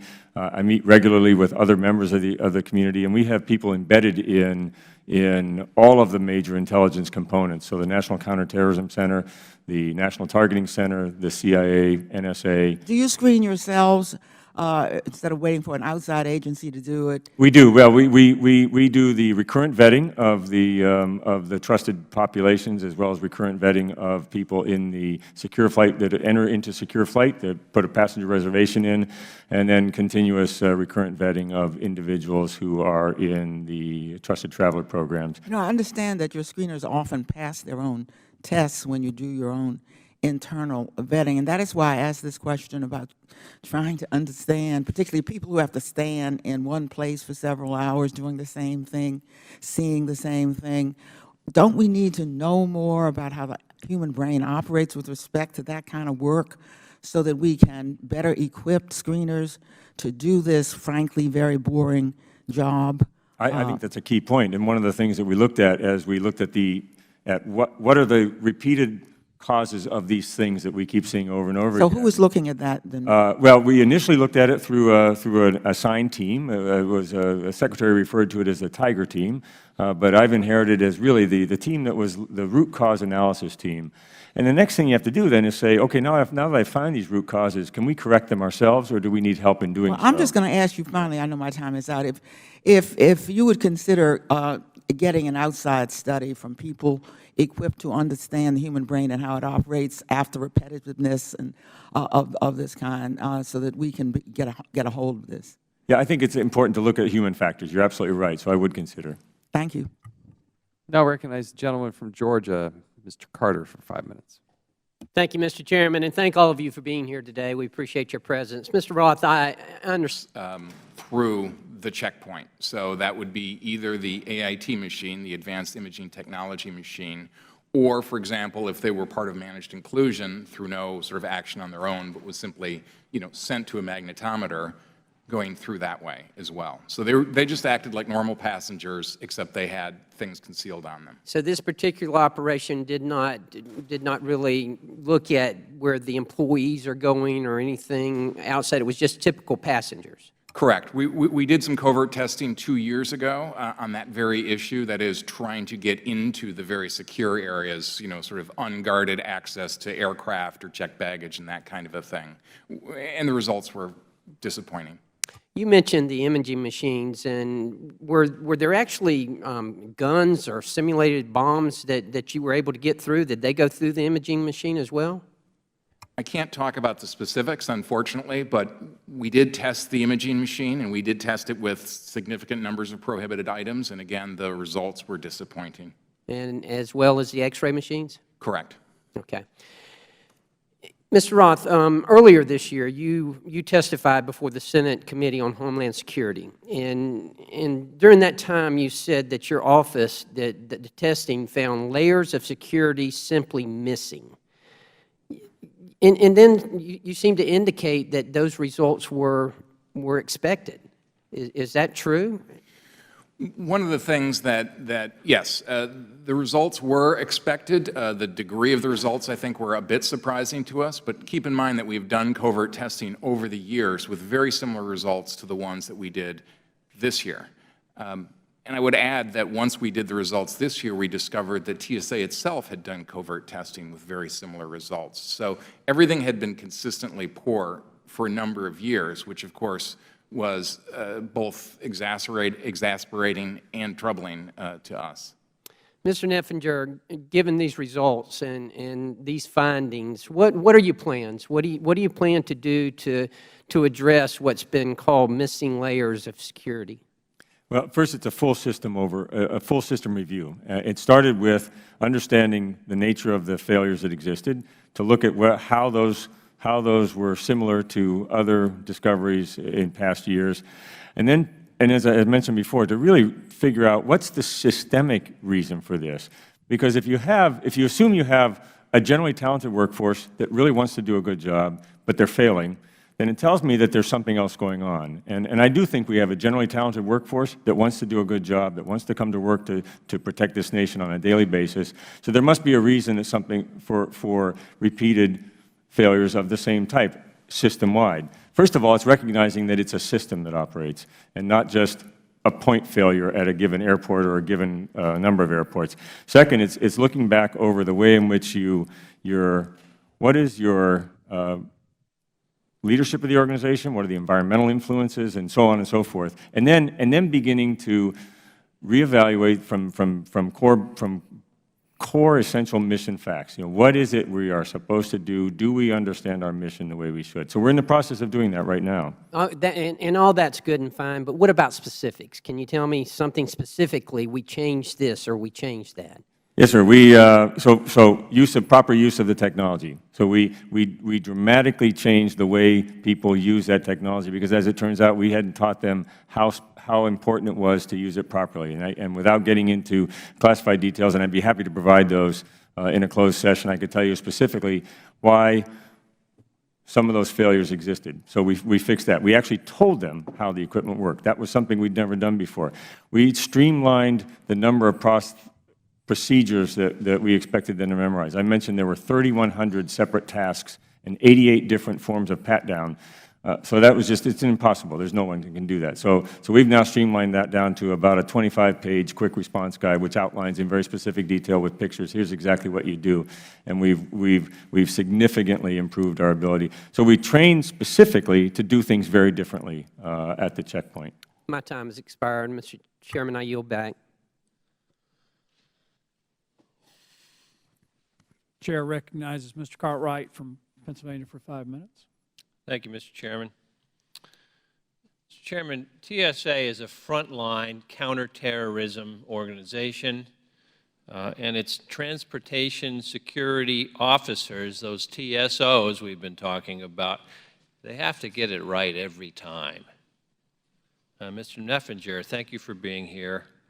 I want to ask you, did TSOs receive annual performance review testing? They do. And do the TSOs typically know when they're going to be tested for their annual employee performance reviews? Typically, yes. Okay. And on average, how do they perform doing these annual performance review tests? On average, they perform well. But yet what we find out is that the covert tests conducted by the Inspector General, GAO, and your own internal teams revealed significant problems in screeners' performance. It seems as though TSOs kind of bring their A game when they know the test is coming, but not so much at other times. Inspector General Roth, nice to have you back in our committee room. Would you say covert tests of screener skills and knowledge bear out this concern I'm talking about? Yes. Now, according to TSA documents, of the 38 metrics used to assess the performance of field leadership at airport checkpoints, the majority have been focused on wait times for passengers rather than safety concerns. And I want to ask all of our witnesses, including you, Director Grover, would you agree that if TSA employees are told they're being judged, at least in part, on how expeditiously they move passengers through the system, this may signal to screeners that speed takes priority over other considerations? Is that question for me? You're absolutely right, and I couldn't agree with you more. That's exactly what I found in the course of our analysis of the issue. And I note that under TSA's new plan, it appears to put the focus back on security. Am I correct in that? Yes, sir, you're correct. Now, responding to the new safety before speed goals, one TSA employee was reported to be glad that, quote, the agency finally is going back to basics, emphasizing security over customer service and wait times, unquote. But another employee doubted the new plans will be implemented, and he or she thought that management will still be very focused on wait times and throughput. And I want to ask you, Mr. Neffinger, how will you convince frontline employees that the metric on which they will be evaluated will be security? Well, I suppose, I mean, you have to get a little trust up front, and you teach them over time, but I will assure you that one of the first things I did was to eliminate wait time as a primary measurement. Now, it's not that wait time isn't important. It has its own, there's some issues associated with people packing up outside the sterile area, but it's effectiveness and security is the primary measure. And what I've said to not just my leadership team, but to everybody in the organization, and I've done it through direct contact, through video messages, through weekly messages from me, I've said, your number one job, if you're a screener, is to screen effectively. I will let management, it's management's responsibility to work with the airports and the airlines and others to do queue management. But we were putting that burden on the backs of the screeners. And it's no surprise to me that if you hold them accountable for moving people more effectively, more efficiently through the line, that they're going to do just that. You know, you get what you measure and you get what you emphasize. It's also no surprise that they do really well on the performance tests and do poorly in the other way, because that's about keeping your job. So it tells me that they're capable of doing the job well. We just have to give them we have to back them in that score 100%. Well, all right, fine. Let me ask you this, Administrator Neffinger. When will performance assessments using the new metrics begin to be used? And will any aspects of the performance evaluation process change to track performance over time rather than performance on a single test? In other words, how are you going to ensure TSOs are at the top of their games every day, not just when their job performance reviews are happening? Well, those performance metrics have already changed, and they've been explained and announced to the workforce. All right, and now finally, let me ask you, how will you balance increased wait times with the focus on security and ensure that security considerations don't give way when balanced against increased wait times, particularly during busy travel periods like the upcoming holiday season? Well, we are seeing an increase in wait times. I mean, it's spot significant, but two things. One, I really want to grow this trusted traveler population, and I want to do it in the smart way, which is a true vetted population. And so we're working very hard with both with the current vendor, who you may have seen some of the opportunities in the airports, and we're looking to expand it considerably through a request for proposal that's out, also working with the industry itself to look for opportunities to market it more effectively. And we are seeing a significant increase in enrollments. That's one way of doing it. The second is to provide surge staffing to those airports that we know are going to be under the greatest pressure during the upcoming travel season. But at the same time, not to put any of that burden on the backs of the screeners, but to move that into the management chain where it belongs. All right, well, I'm out of time, and I yield back Chairman Palmer.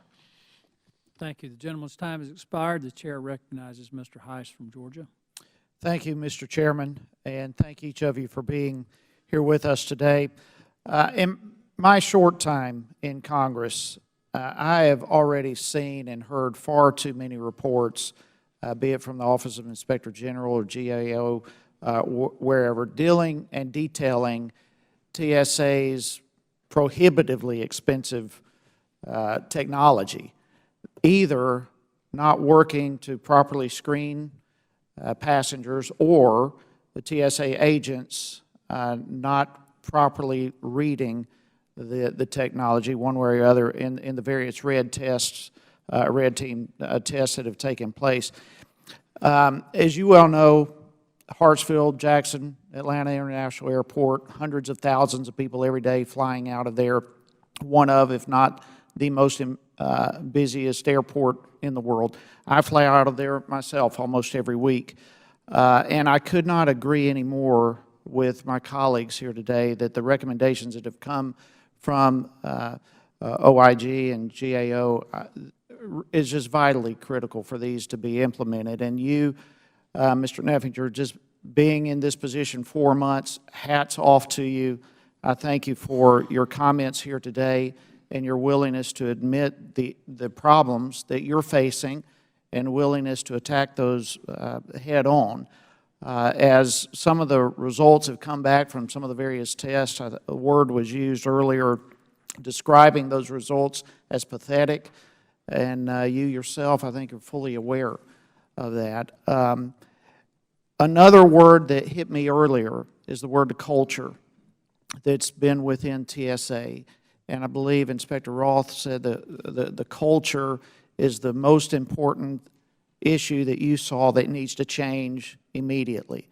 So that being said, what have you done to this point to transform the culture at TSA in such a way that the vulnerabilities are adequately addressed? Well, Mr. Heiss, thank you for that question, and that is a key point. You know, as I looked at TSA, I tried to understand. So I come from an agency with 225 years of culture, the United States Coast Guard, and that's a lot of time to build an identity for an organization and a sense of who you are.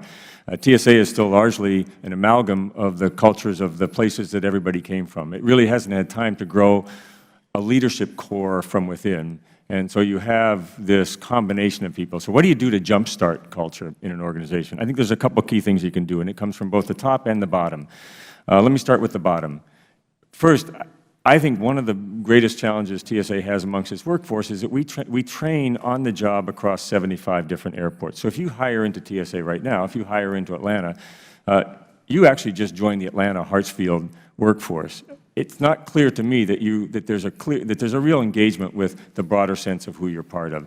So one of the things I've proposed and I've asked for in this in the FY16 budget is to begin almost like a boot camp training at the Federal Law Enforcement Training Center in Glencoe, Georgia, so that I can conduct all new hire training there. That's one way to begin to engage from the bottom up this connection to a larger organization and a sense of culture, and to begin to enculturate people. At the top level, it takes somebody at the very top of the organization, and that's me right now, saying this is important. First of all, saying the word culture out loud and identifying where the culture isn't connected.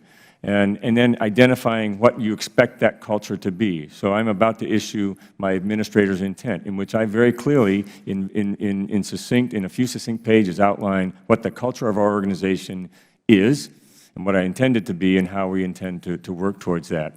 And then you have to then begin working on that on a daily basis. So there's a series of efforts that I have planned over the coming months to begin to talk and train in the culture that you expect. I think that's the best way to begin to jumpstart it, and then it has to take root and grow over time. But it takes continuous attention. This is one of these things that will fade away if you don't pay attention to it. Well, and it is a huge task, and in the middle of that, you have both the safety issue and the efficiency issue, trying to get passengers through. You mentioned some metrics a while ago that you are currently already implementing. Yeah. I want to know from Mr. Roth and Ms. Grover, do you believe those metrics are adequate to both provide safety and security that we need, and also efficiency? I agree with the administrator that you get what you measure. So certainly if you measure the right things, you're going to get the right things. As part of our audit process, what we'll do is 90 days after the completion of our report, we're going to look back on it in sort of a rigorous, systematic way to determine whether or not these metrics are going to work. Until then, we're going to be skeptical about it, because that's our job, is to be skeptical. So we'll keep the Congress informed as we go forward. Time will tell. Our biggest task for TSA at the moment would be to make sure they put in place a systematic, coherent approach to measuring the outcomes that they want to achieve, and then monitoring them and following up on them with the workforce, because that's the only way to make sure that they get improved, consistent effectiveness.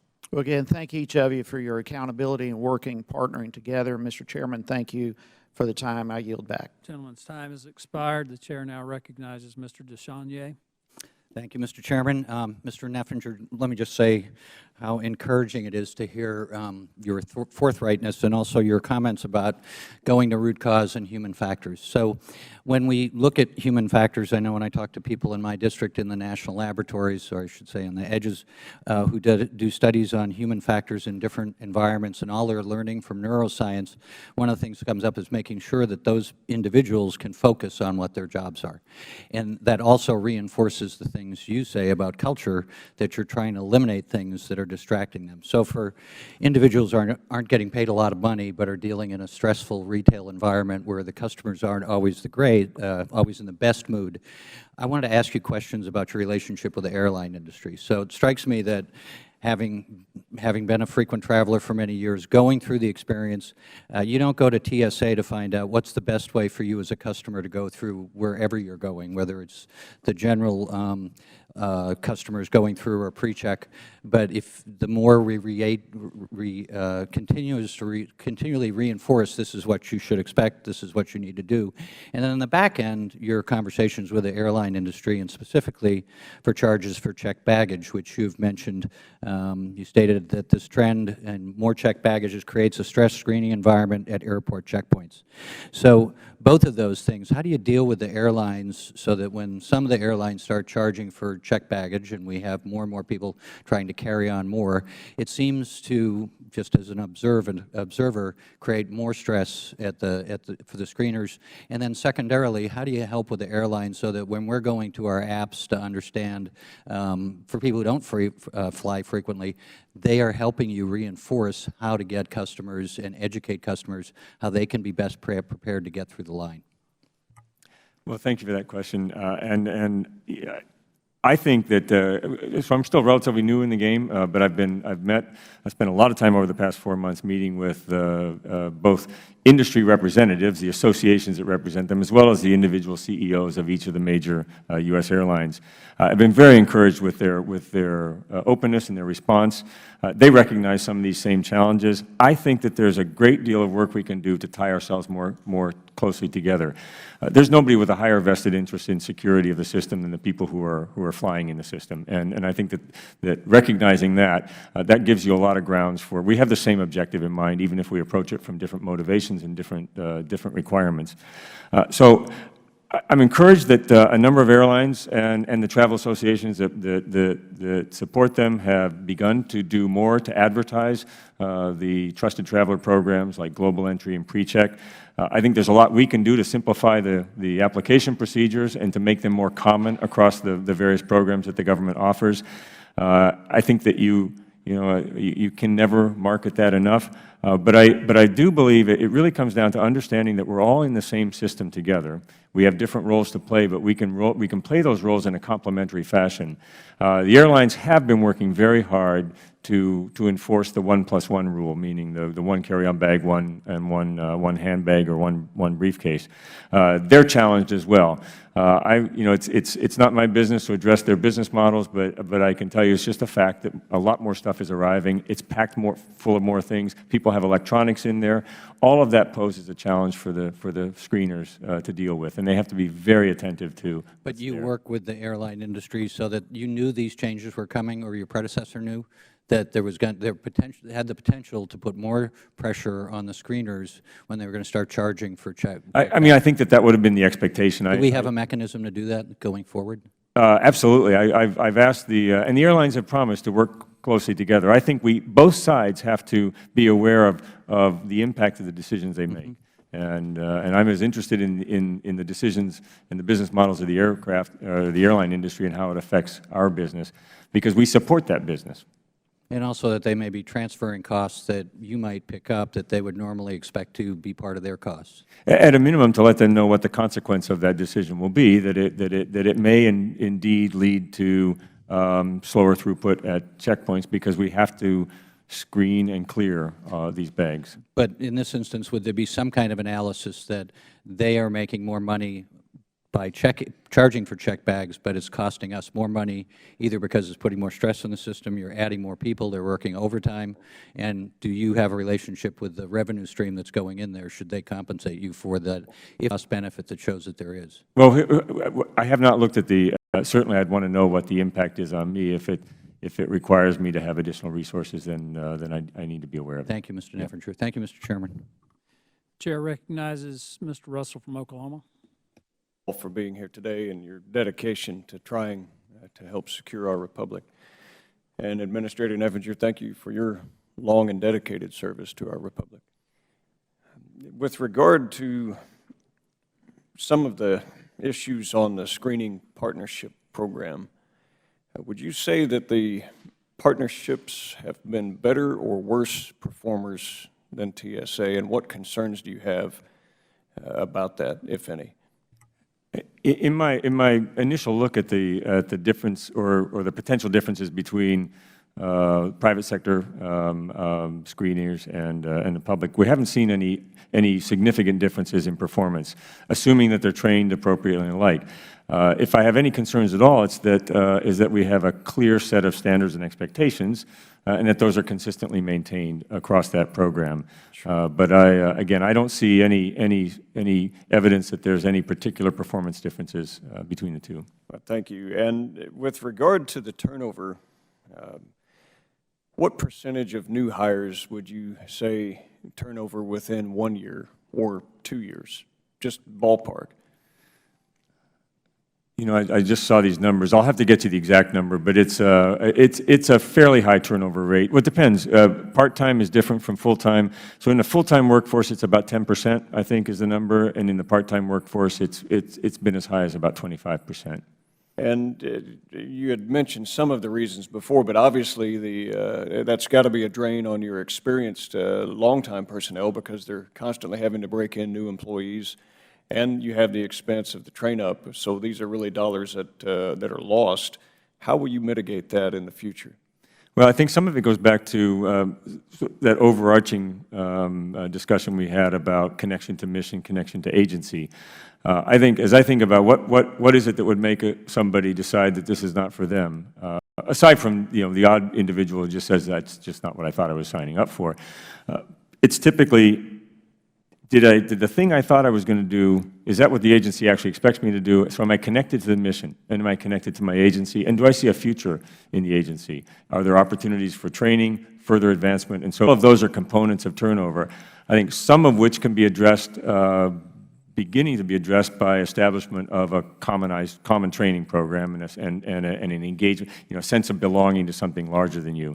I think it continues with a clearly defined sense of progression in the organization and understanding of what your opportunities are, and incentivizing performance, understanding that if I perform well, I'll get rewarded for it, and a feeling of engagement with my leadership. Thank you. What concerns do you have with cargo screening? Well, cargo, as you know, has been a concern for some time. There have been a number of procedures put in place for that. I think that the question is a recognition of the fact that this is a much larger system than just a checkpoint. Even assuming you can get the checkpoint 100% right, there are many other potential vulnerabilities in the aviation environment, cargo being one of them. We have a very robust set of requirements for cargo on domestic aircraft as well as cargo that is coming inbound to the U.S. on foreign and domestic carriers coming from outside the U.S. And that reaches all the way back to the individuals who are actually packing the cargo container for shipment. It is an ongoing challenge, it's an ongoing threat, and it's one that you can't take your eyes off at any point. I guess on the TSA pre-program, a lot of issues have been addressed with that. I mean, I understand the benefits of certainly having low-risk travelers set aside for expedited screening. And you made it a point to, in your testimony here today, to try to stop the managed inclusion where people are benefiting from the program but really have no vetting whatsoever. Based upon the needs and the shortfalls of the pre-program, how much of that was from managed inclusion vice vetted passengers? Are you speaking with respect to the covert pre-program, the covert testing failures, or? Yes. Well, I think that it is the case that some of the, without getting into details, that as Inspector General Roth noted, some of the people who were coming through the system were diverted into it, and that may have contributed to some of the failures that we saw. I felt that the managed inclusion, as I said before, injected unacceptable risk into the system. I didn't know anything about these individuals, and I thought that they were best put back into standard screening until such time that they presented themselves in a direct way for vetting to come into the program. Okay, and thank you, Mr. Chairman, for your indulgence. The Chair recognizes the gentlelady from New Mexico, Ms. Lujan Gresham. Thank you, Mr. Chairman, and thank you all very much for your testimony today.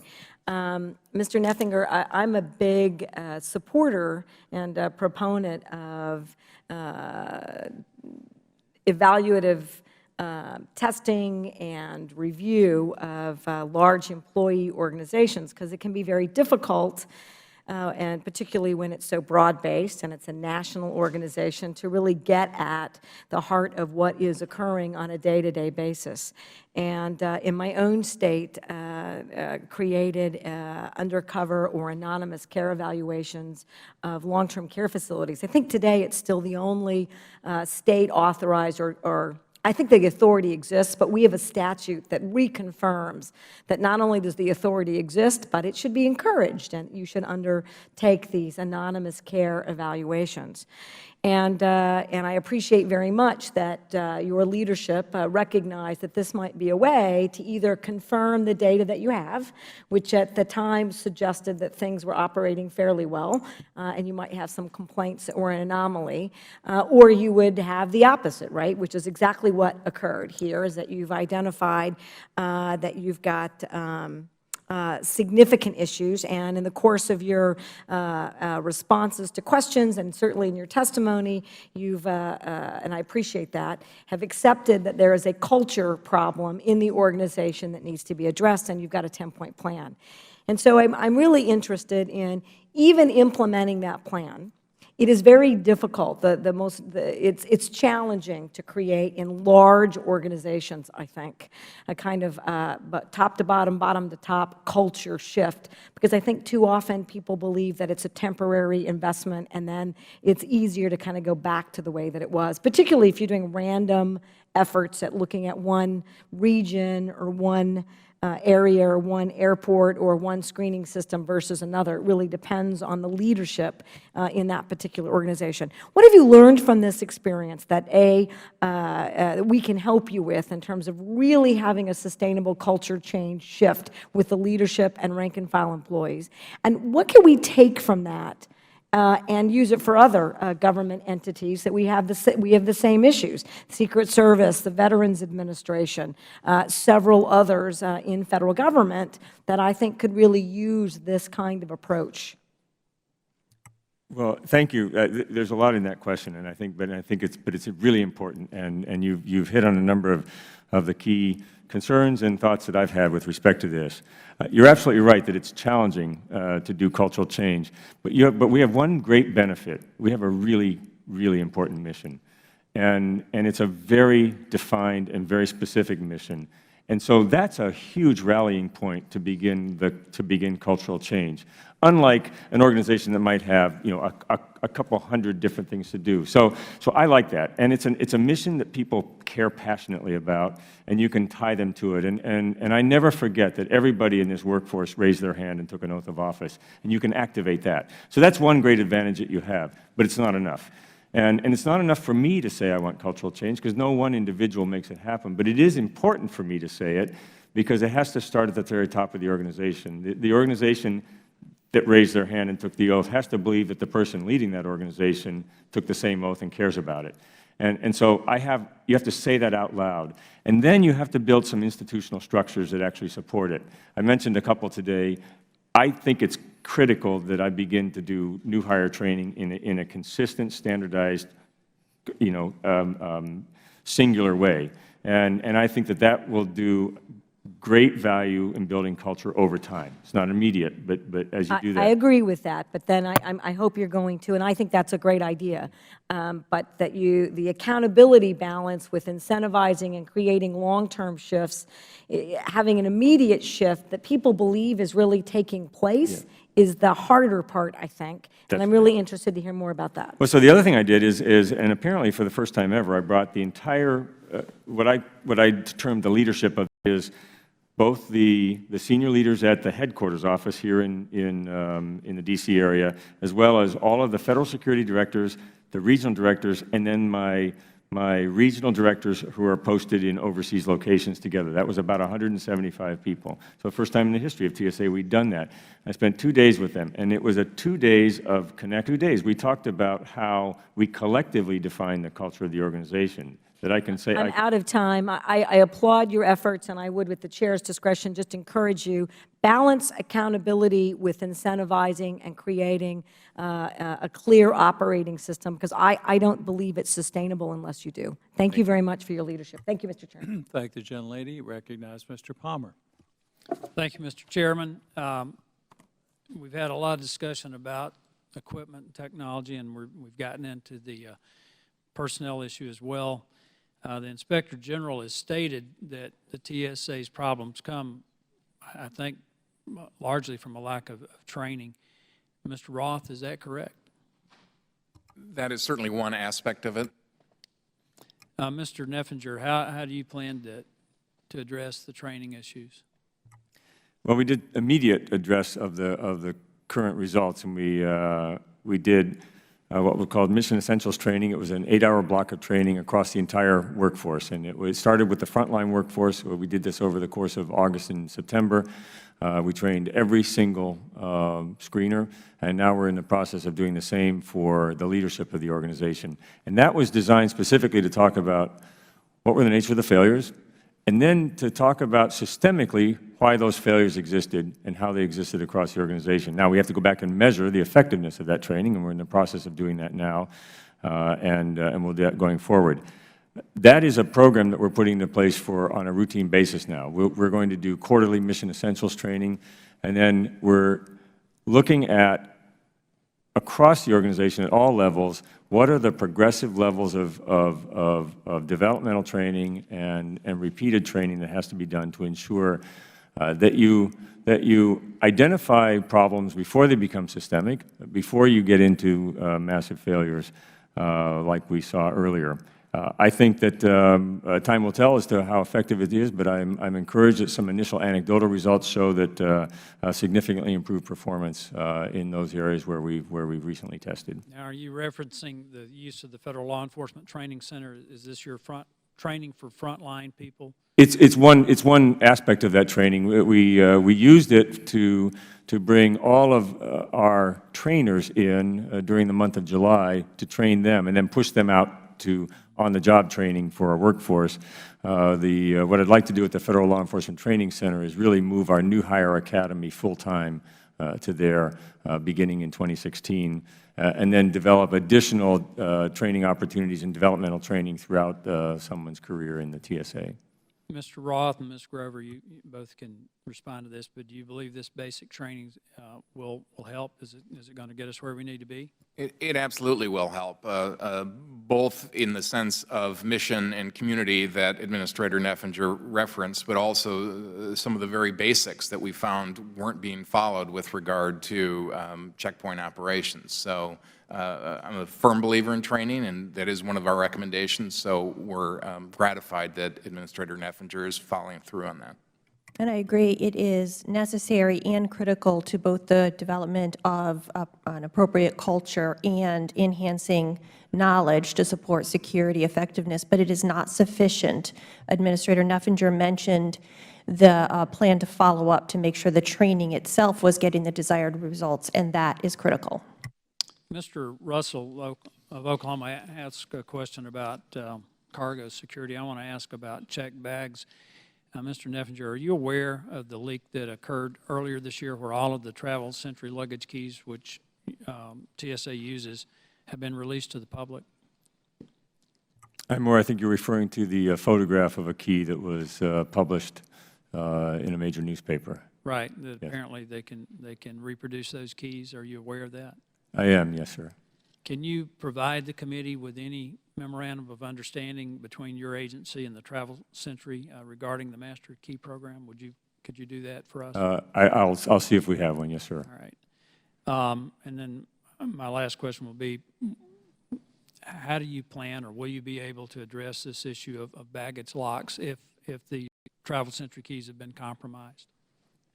Well, I think that the first thing I would say is that it's clearly a compromise for potential for locking that bag outside the aviation. Bags are still secure to go through the system because they go through screening into the aviation. So I don't see it as a threat to the aviation security system, but it's clearly a potential theft issue outside of the aviation environment. I think I need to see what the potential solution is from the Travel Sentry folks, and then look to see what we can institute in the future. But clearly, we have to address that as a problem. That's the context of my question. You have travelers who are not using locks because you use bolt cutters, and they want to know that their luggage is secure. Thank you, Mr. Chairman. I yield. Thank the gentleman, Mr. Grossman, gentleman from Wisconsin. Okay. Well, I'd like to thank you for coming over here. I know it's a tough job. You know, it's got to be a difficult thing to work. I assume you can work there for 30 years and never catch somebody who has ill intent. So you must sometimes wonder what you're doing is worthwhile. And you're also dealing with a public that, you know, usually does not consider this a wonderful thing. So you're dealing with people who aren't particularly happy to have you there. First question I have in general, say in the last 5 years, have you folks caught anybody who you believe, not somebody accidentally was slipping in a fingernail clipper or something, but somebody who really had bad intent in the last 6 or 7 years that you feel? Within the entire system, I would say yes. And remember that there's a security environment in which you enter when you first put your name into a reservation system. So I would say we have repeatedly identified people with connections to known or suspected terrorists over the years. I mean, people who you believe at the airport, when I go through these things, if you guys didn't stop them, they were going to try to do a bad thing. Not somebody who was one of thousands of people on a terrorist watch list. I mean, somebody who you believe that if you were not there, they would have done bad things. I believe we've had a few instances that I've been aware of. I hope that the vast majority are deterred from trying in the first place. Right. That's the goal. Right. You can maybe forward to the committee later the examples where you really feel Yes, that sir. you caught somebody who would have done a horrible thing if you hadn't caught them. Second question, we had a hearing a while ago on this stuff, and at least what I took out of it is that, you know, maybe dogs would be a better way to go about this, and there were slip-ups. Have you done any work with dogs or used them as a trial? We do actually. We have quite a few K-9 teams deployed throughout the aviation system. I noted in an earlier question that I'm in the process of moving some of those teams from what I consider to be smaller, lower-risk airports to the large airports. I don't know. I think the exact number is somewhere around 112 teams currently. We've got another dozen or so teams coming on this coming year. I think dogs are a very important additional element of security in the system. They provide a lot of capability, both for cargo screening as well as for passenger screening. So I'm a big proponent of the use of K-9 teams. Can you see the day when we use more dogs and less people? I mean, you know, I don't know that the dogs will ever replace the people component. not entirely, but I mean, But I think that I can see a day for using more dogs, and we're doing that as we go forward. would they replace some people? I mean, can you see the day where, you know, rather than I go through there and I see 8 uniformed people, I see 2 uniformed people and a dog. Do you see that day? Well, I think there's a potential, but that really speaks to the larger question of how that checkpoint evolves over time. What I do see is a day when the checkpoint looks very different from what it does today. We're still largely dealing with the exception of the AIT machine, largely dealing with the same kind of checkpoint we've had for the past decade or more. And I think we're on the cusp of a very different-looking checkpoint experience in the next 5 years. Okay. A while back, I know a guy who worked for you, and he felt it was a very top-heavy organization, or at least at the airport this guy worked at.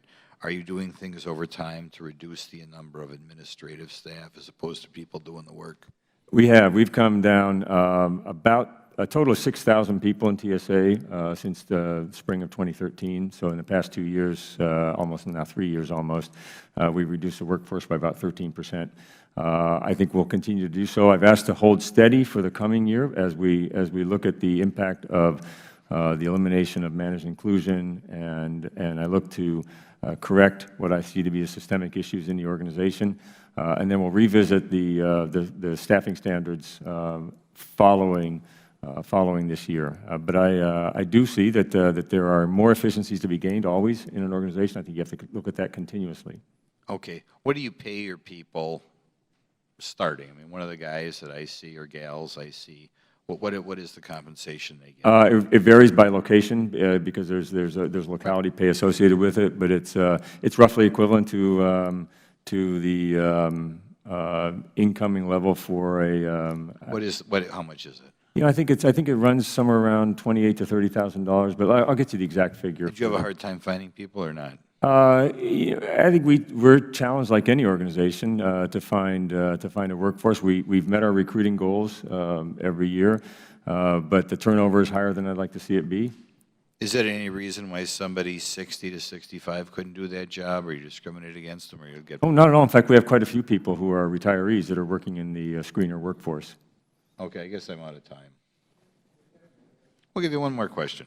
Sure, I ran into a guy this weekend who was on your whatever list, the trouble list, okay, and he'd been on it for quite a long period of time. He wasn't as mad about it as I would be. I mean, one time he walked through the thing, and apparently the people all ducked down, and they called the police on him, and, you know, people came in with their guns drawn. He was somebody, if you just looked at the guy, you'd think, what? I mean, some guy who lives in a little town in Wisconsin. It was like, really? How quickly does it take people to get off this list? I mean, when you guys make a mistake like this, how quickly should it be?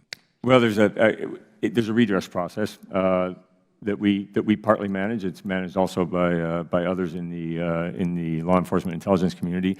What I would say is I'm not familiar with that specific. If I can get the specifics on that, we can look at that specific case. But there is a process for if you think that you have been inaccurately placed on a list.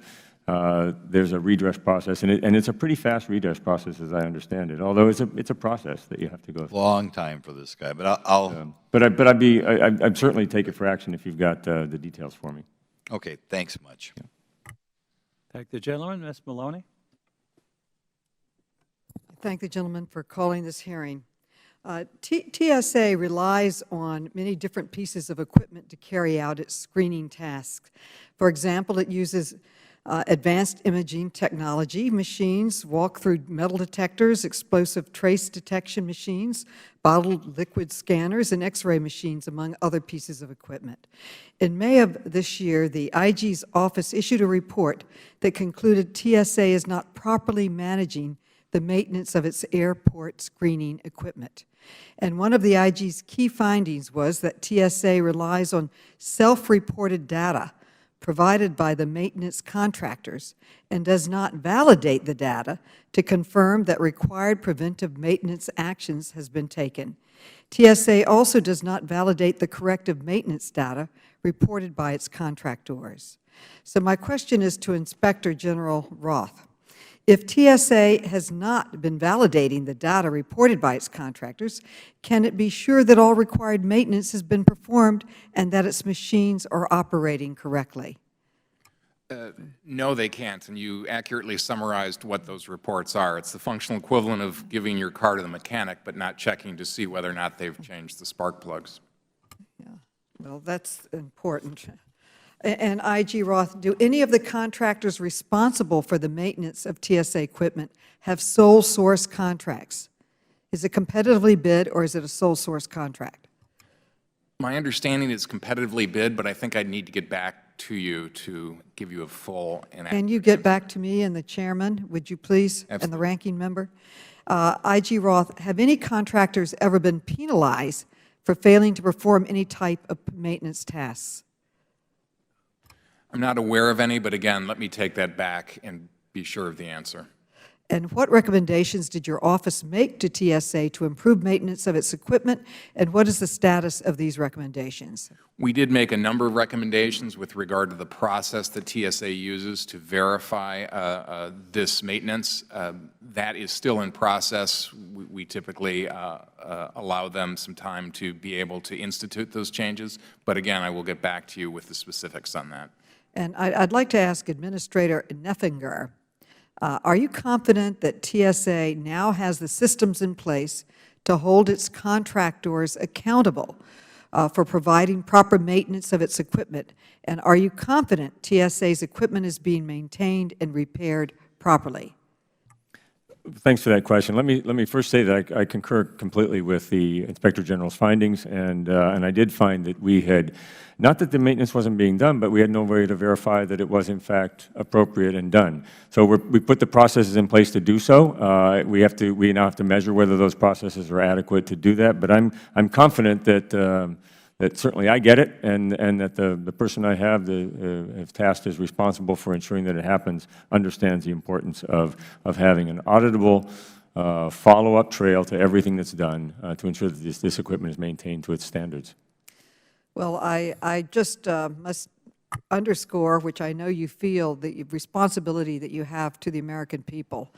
We know that there are many who want to harm our citizens and that they try to do it for some reason through the airplanes, and they are continuing to break our system because I check with the airlines in my area, and they have incidents where they're trying to break through. So having the oversight and the audit and making sure that this is happening is critically important.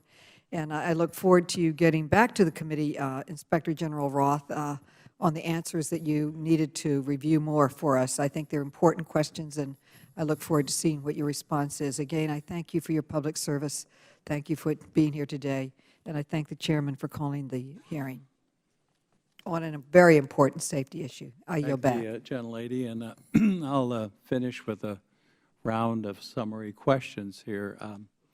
First of all, Mr. Administrator, in previous response to me, we discussed who poses a risk, and it's less than 1% of the travelers that are examined of the 660 million. Is that still your position? Yeah, I couldn't put an exact number on it, but I would agree with you that the vast majority of travelers you're probably dealing with 20 to 50,000 people on some sort of a watch list or no-fly list that we're looking to not board, who may pose a risk. But we're spending about 95% of our resources, again, on folks who pose no risk. You talked about where you're going, and I saw some of your report, and I was pleased to see that you're looking to the future. Here's my boarding pass. I've been to Europe last in Italy and once in Germany. There was no TSA-type screener at the entry point. I have pictures of it. I'd be glad to show you. You go up and you put your boarding pass on, and the style lets you through. If it doesn't let you through, there is a person who would subject you to additional screening. That's almost commonplace now in Europe in the domestic arena. Maybe you saw that when you were there? Yes, sir. Yeah. We have people going through this. Some of the dumbest things I've ever seen. Where's your cell phone? Let me borrow your cell phone a second. They go up and put your cell phone down, and they let you through. But then you've got another TSA.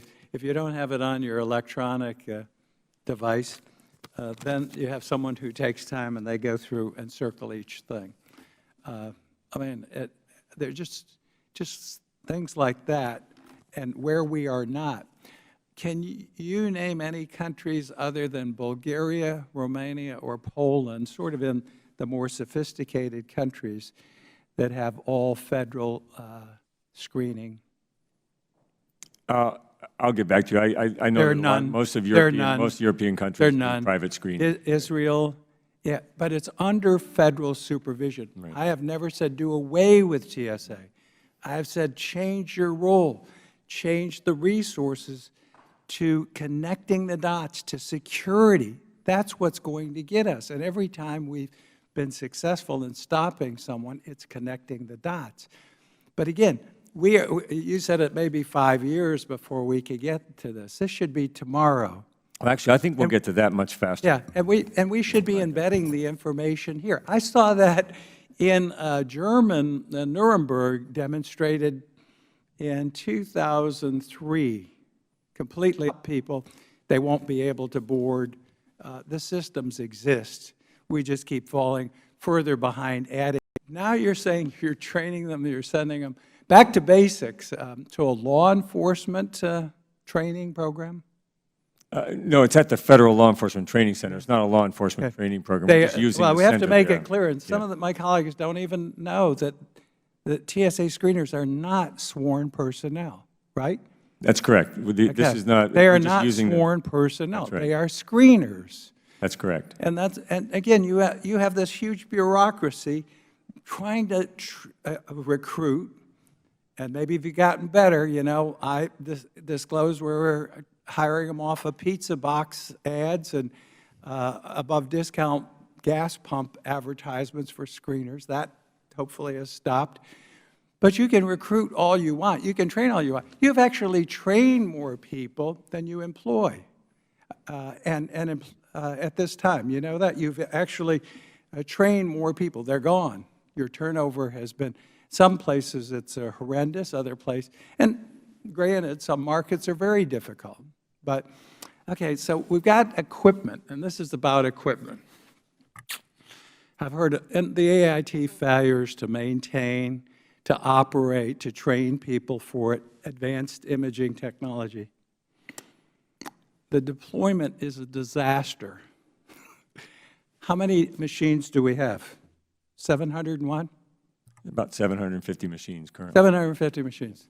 They're at how many airports? 160 is the answer. How many airports do you have? say over 400? About 400, over about 400. So there are about 300, 290 airports that don't even have an AIT machine. I'm Mr. Dumb Terrorist, okay?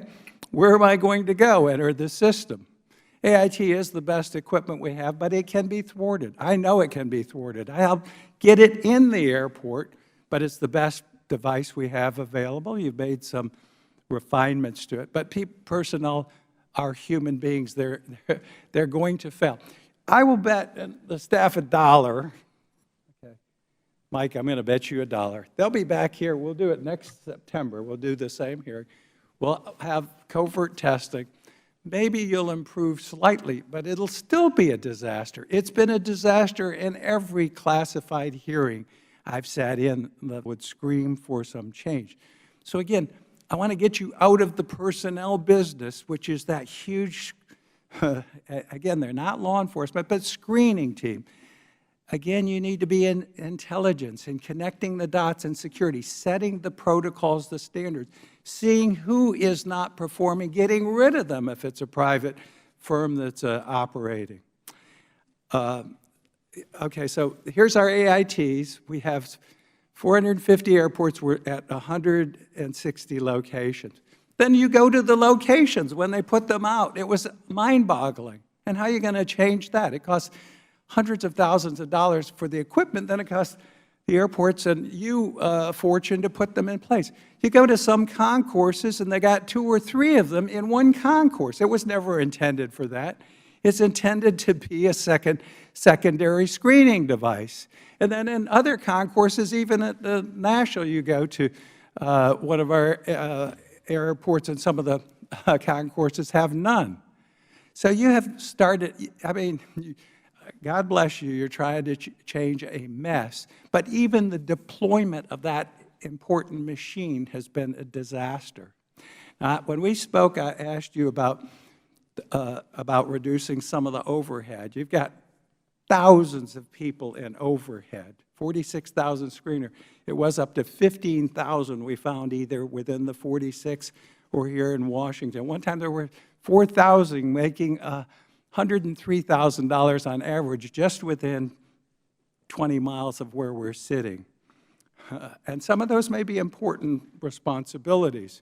But again, paring that down. We have the public-private screening partnership. And I'm a firm believer in that. They probably, well, I know they perform a little bit better than you because I've had that tested.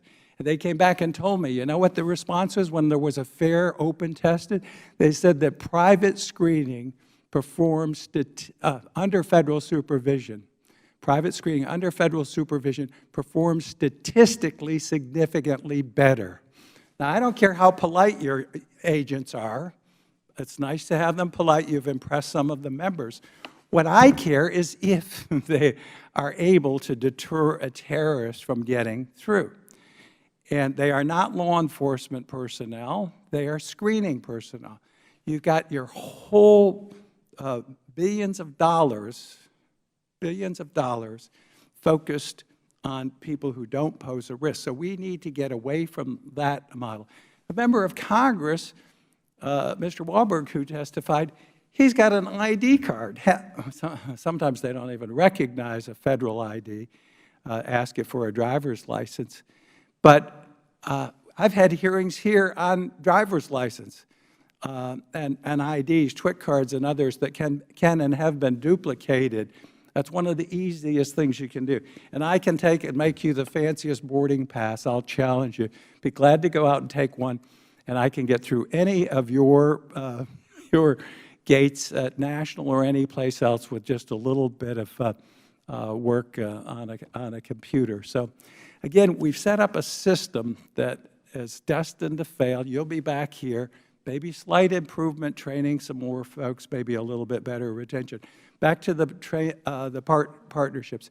In Rochester, one of several dozen public-private partnerships, I told you they had at one time 15 to 18 people, most of them making between $60 and $100 and some $1,000.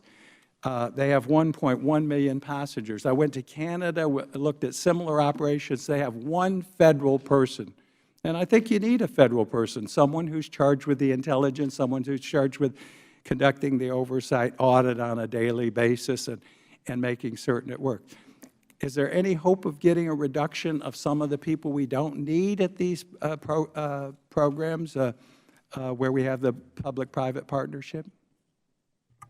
As you know, we actually have reduced the number of oversight directly for the partnership, but there's the additional responsibilities TSA has. Remember, there's a surface inspection and transportation, so a number of those people are involved in compliance examinations and the surface examinations. And there's anything that can't be done through the contract?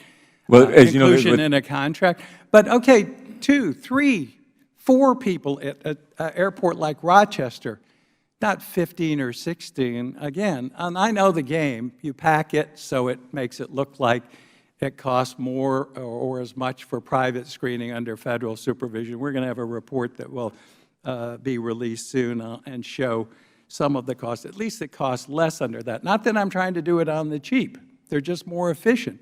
I support federal wages, no change in that. I support union membership. I put that in the bill, in the beginning bill.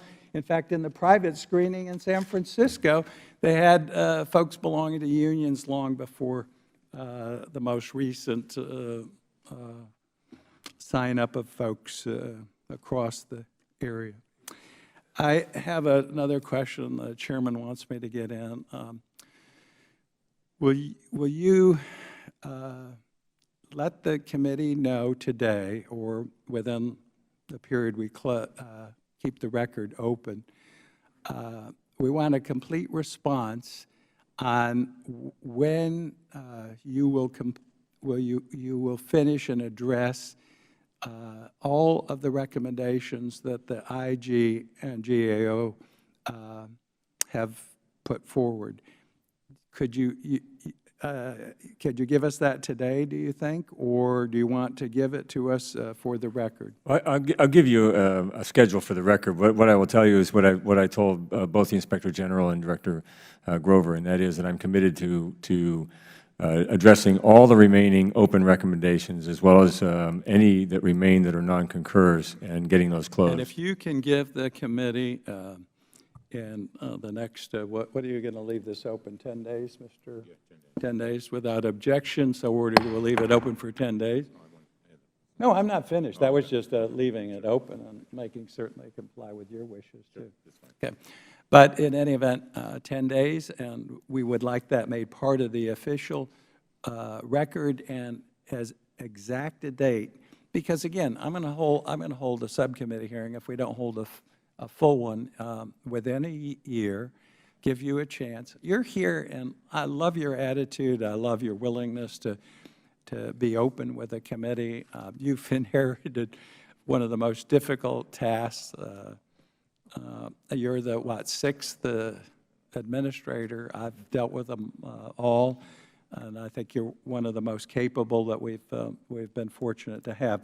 But we need to look at rewriting the ship on this whole security thing, get you out of the business that gives you the headaches.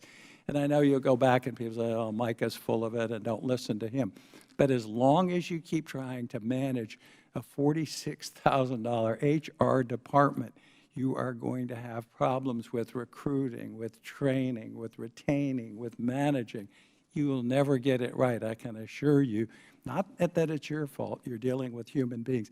And then using all of that resource to go after 99% of the people who don't pose a risk, not expediting their passage, and not redirecting those resources towards the bad guys, connecting the dots, security, making certain that you set the standards. And then, as the Inspector General and Director Grover have said, that you bear down on those that are not meeting the standards that you have. You kick their butts out, you fire them, you terminate their contract. That's your, I believe, your role. So, again, welcome. Isn't this great? You want to reconsider? No, but you are a true hero to come forward. I have the greatest respect for you and what you're going to try to do. I'm trying to get you to see a year from now what you're going to face when you come back here, and where we'll be. With that, thank you, and I want to yield to the Ranking Member, Mr. Cummings. Thank you very much, Mr. Chairman. I want to thank all of you for your patience. I know it has already been a long morning, and I only have a few questions. As all of you know, our nation has one standard credential for merchant mariners and employees who need access to secure areas of ports. It is called the Transportation Work Identification Card, or TWIC card. Use of the TWIC was required by the Maritime Transportation Security Act, and each TWIC is issued by the TSA. Administrator Neffinger, I'm curious, given your background with the Coast Guard, which model do you think is better? Should credentials for access to facilities, secure areas be issued by each individual facility, or should they be issued by a national entity like TSA? I don't know if I have a good direct answer to that, and by that I mean this. You know, when you have a national issued ID card, that creates a lot of challenge in managing it and issuing it, and introduces some concerns with respect to viability across a large organization. That said, I think that both systems can work effectively if the oversight is what it should be. I think as I look at the badging environment, the airports would argue that they like the fact that the badges are different because it means you can't move from one airport to another and show up and get access. You have to have something that says your airport on it.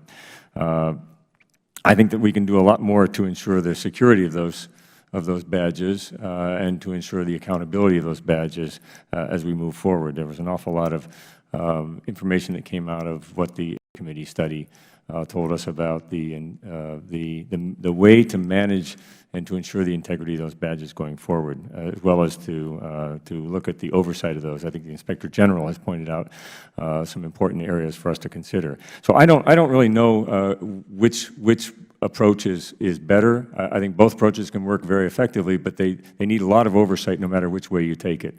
As you know, there have been some challenges in the TWIC program as well. Yeah.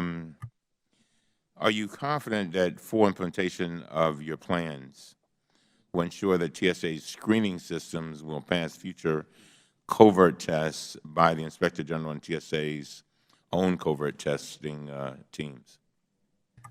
Well, testing will tell, but I'm confident that we're on the right track. I hope it means that we will see dramatic improvement in the future. I believe it will, but I don't believe that we can just declare it done and move forward. I think that this is a continuous process and it's a continuous attention.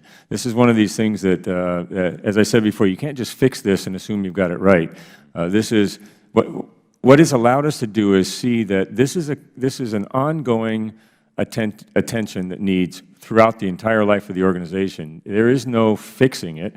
There is addressing the challenges, learning from what you've addressed, testing yourself, learning from those testing, and that continuous improvement as we go forward. So what I will tell you is that certainly for the duration of my tenure, that I will never take my focus off continuing to test this system, evaluating the processes and training that we put in place, the procedures, continuing to adjust them as we discover whether they work or don't work, and then looking for how to distribute the best practices that we find across the whole system. And that includes looking to our international partners for anything that they might be doing that can inform the way we do business, because this global system relies on global standards and global consistency.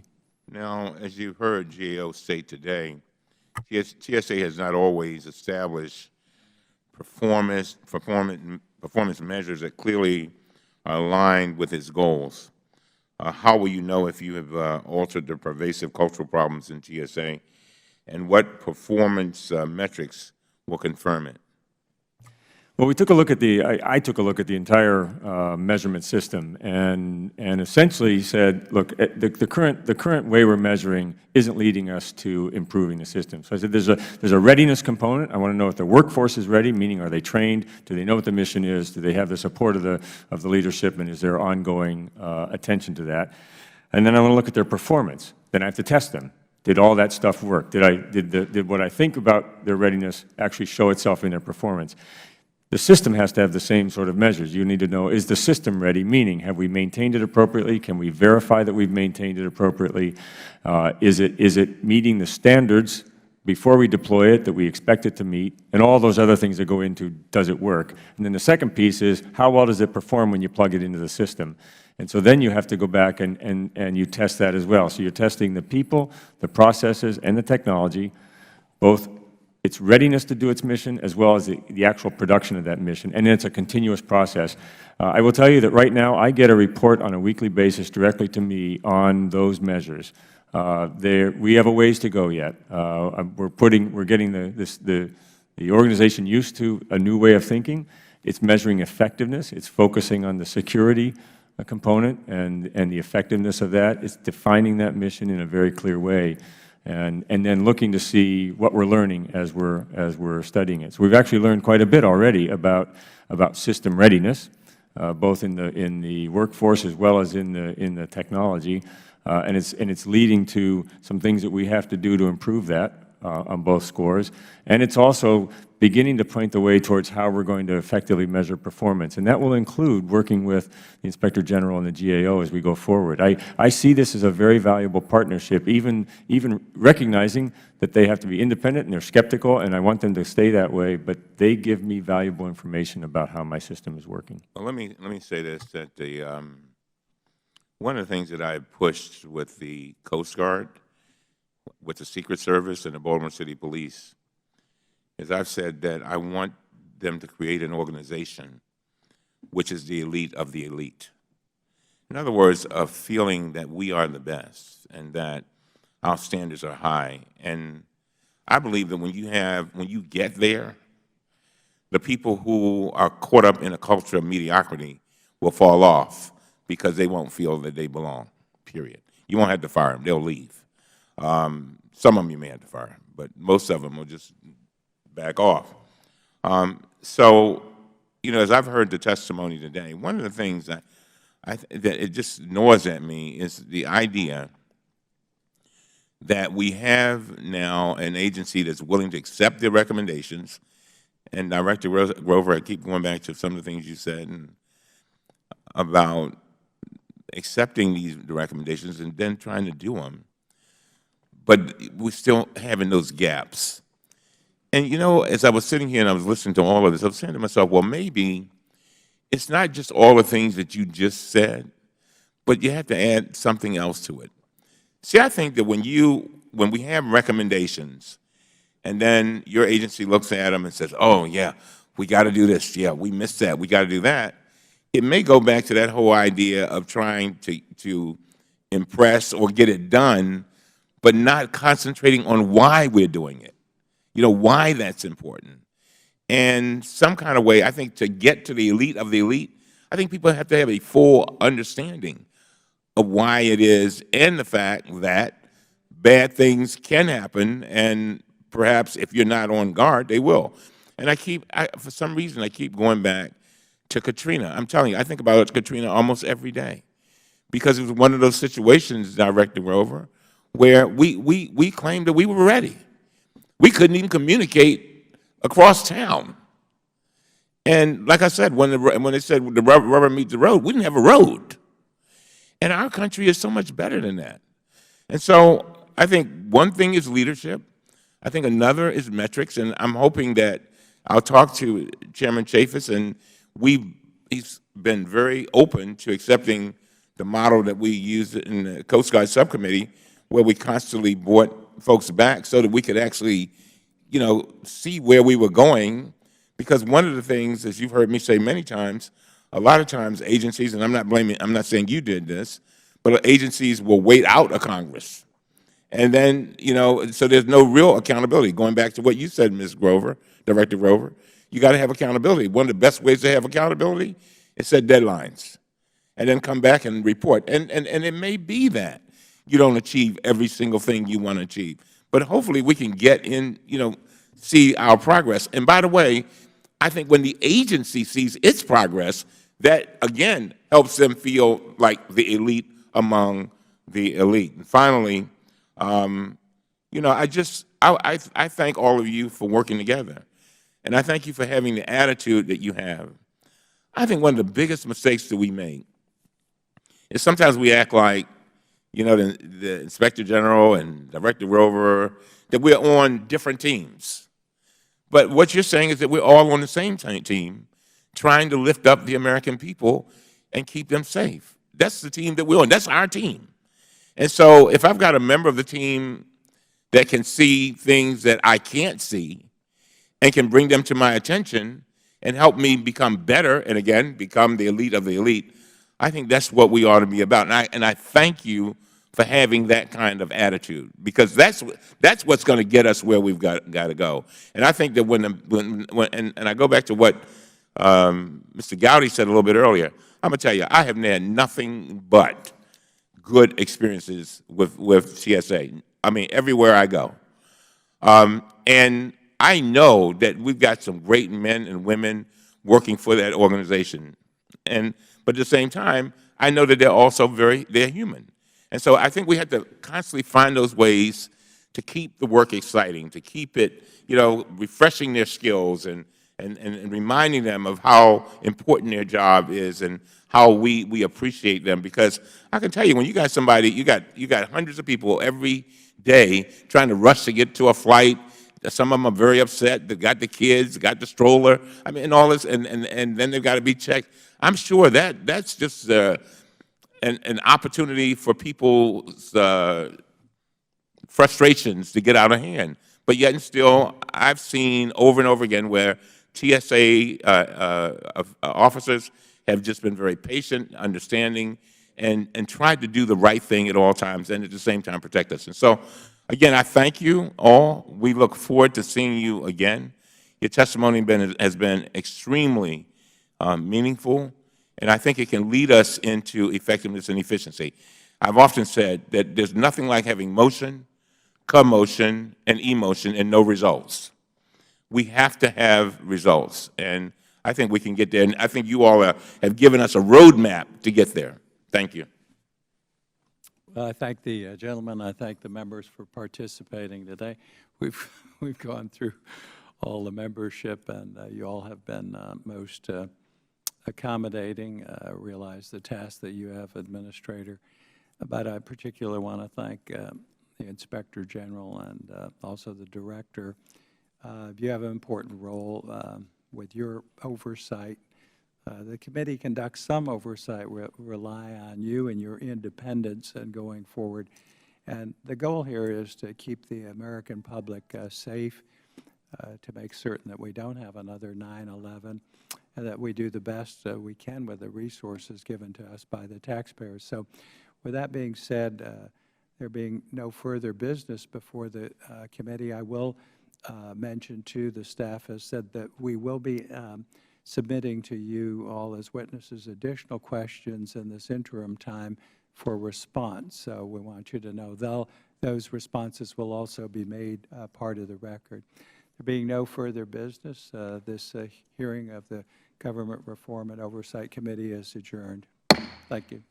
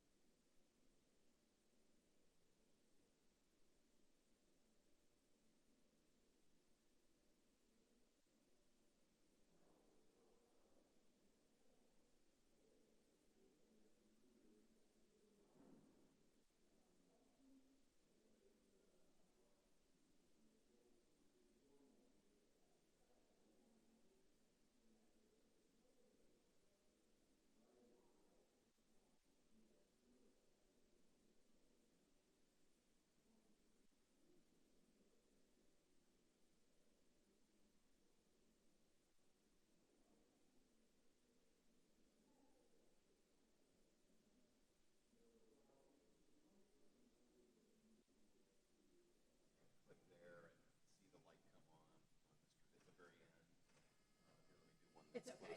Yeah, see that one? Yes.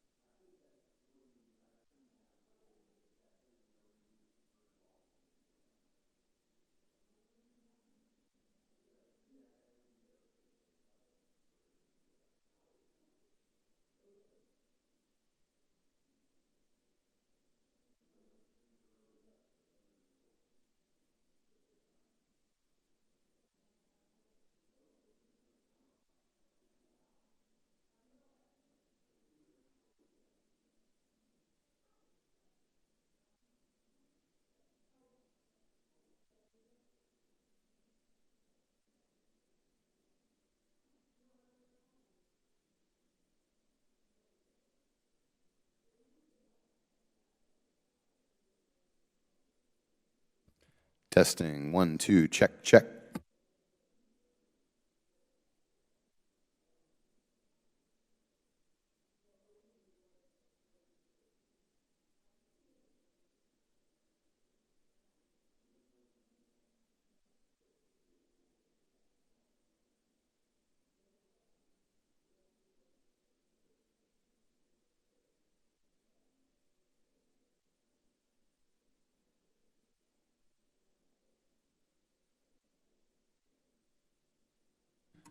Check, check, 1, 2. Testing, 1, 2, 3. Check, check, check. Test, 1, 2, 3.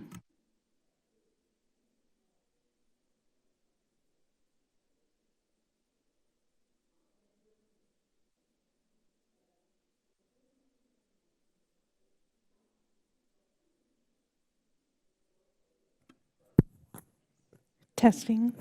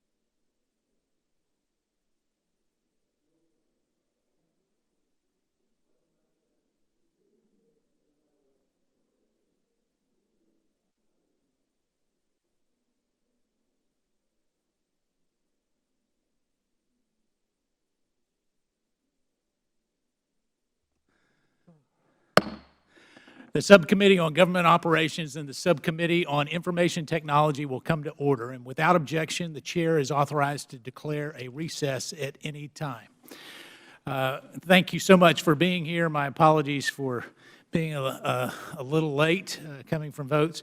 We're here today to talk about a very important topic, but one that does not get much attention in the years that don't end in zero. And so as we talk about the census, actually last month the Bureau released its operational plan for the 2020 census. The purpose of this plan was to ensure that the Bureau has all the necessary systems and procedures in place to effectively complete its core mission. As our witness's testimony will indicate, the plan for 2020 is probably the most ambitious census plan in our nation's history. Quite simply, the Bureau is attempting to rewrite how the census is conducted from the ground up, making it easier for people to respond and better value to the American taxpayer, certainly as we look at that. These are laudable and necessary goals, particularly in light of the Bureau's track record. The 2010 census cost some $12.3 billion, or more than $100 per household. This is substantially more than the $8 billion, or the about $70 per household cost of the 2000 year census. In fact, we have to go all the way back to 1970 census to find a census where the cost did not rise dramatically compared to its predecessor. To correct this unsustainable trend, the Census Bureau is attempting to greatly increase its ability to leverage technology, to utilize pre-existing data in a completely new way. Assuming the current designs hold, this will be the first census where Americans will be able to respond through the Internet. It will be the first where non-response follow-up enumerators will be able to collect data electronically and have their cases listed, or their case list updated in real time, and organize their route based on travel efficiency with directions. What a novel idea. It will be the first time that the Bureau will be used both federal, state, and local addresses updates for the past decade to avoid the added expense of a nationwide in-field address canvas. It will also be the first time that the Bureau will use the federal administrative records like tax returns and Medicare information to identify vacant housing units and to encourage self-response. This plan involves sending paper reply forms only to the older individuals that are in areas with poor Internet connectivity. If the Bureau can deliver on its plan, it's believed that the 2020 census could cost less per household than the 2010 census, and almost the same on an absolute level. However, if is the key word in that last sentence, and in preparation for the 2010 census, the Bureau spent some $600 million to build a proprietary handheld device for the enumerators to electronically report the field data. Despite this massive investment of hardworking American taxpayer dollars, poor program management led to the Bureau to abandon that project in its entirety in 2008, forcing them to go back to paper response forms for the 2010 census. The Bureau tells us that it has learned valuable lessons from that failed effort. The initiatives it is hoping to implement for the 2020 census are several times the size and complexity of the program that failed in 2008, and it is why we are here today. Although I know that there are still some questions about how exactly the Bureau will use the administrative records, I feel confident in saying that all of the members on both the subcommittees are broadly supportive of what the Bureau is trying to accomplish. With that in mind, my goal today is to learn more about the Bureau's ongoing initiatives, but also make sure realistic timelines, deadlines, operational controls are in place to avoid the failures of the past. Given the current budget environment, we cannot afford another incident like happened in 2008. But in closing, I would like to thank all of our witnesses, and some of you I've met before, and I'm encouraged to have you with us for your time today, and I look forward to working with you as the clock ticks towards a Census Day of April 1st of 2020. The Chair now recognizes my good friend, the ranking member of the Subcommittee on Government Operations, Mr. Conley, for his opening statement. Thank you, Mr. Chairman, and thanks for this joint hearing, which is well-timed given the recent release of the 2020 operational plan for the Census. At the midpoint of this decade, it's instructive to look at lessons learned from the last Census and the preparations underway for the next. The data derived from the Census provides a treasure trove of information, both to the public and private sectors. For the government, Census data provides the foundation for our representative system of governance. From Congress down to local school boards, Census data is used to prudently and fairly allocate Federal, State, and local dollars to the communities we represent. For businesses, this information informs employment and capital investment decisions, critical for the private sector. The Census is one of the few government functions expressly mandated by the Constitution. By the way, so is the Postal Service. And the advent of technology holds the promise of making this once-in-a-decade enumeration less arduous and hopefully less costly. Success will be largely dependent on the management and deployment of technology. The Bureau's botched attempt to deploy mobile handheld devices for the 2010 Census actually increased costs by $3 billion. The 2010 Census was 56% more costly than its predecessor in 2000. Today, the Bureau is proposing to expand its use of technology. One of the newer initiatives the Bureau believes will produce greater efficiencies and savings is the common-sense step of cross-referencing data from other Federal and non-Federal sources, such as the IRS, the U.S. Postal Service, and others. A county-level test earlier this year showed using such records reduced the follow-up workload at homes known to be vacant by nearly 12%. In addition, the Bureau intends to expand use of modern technology. I hope we hear today what lessons from the 2010 experience with handheld devices are being applied to this new effort.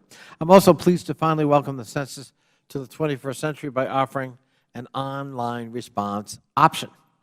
Today's high-tech mobile society, people simply expect to be able to conduct business online and in many cases in the palm of their hand with a smart device.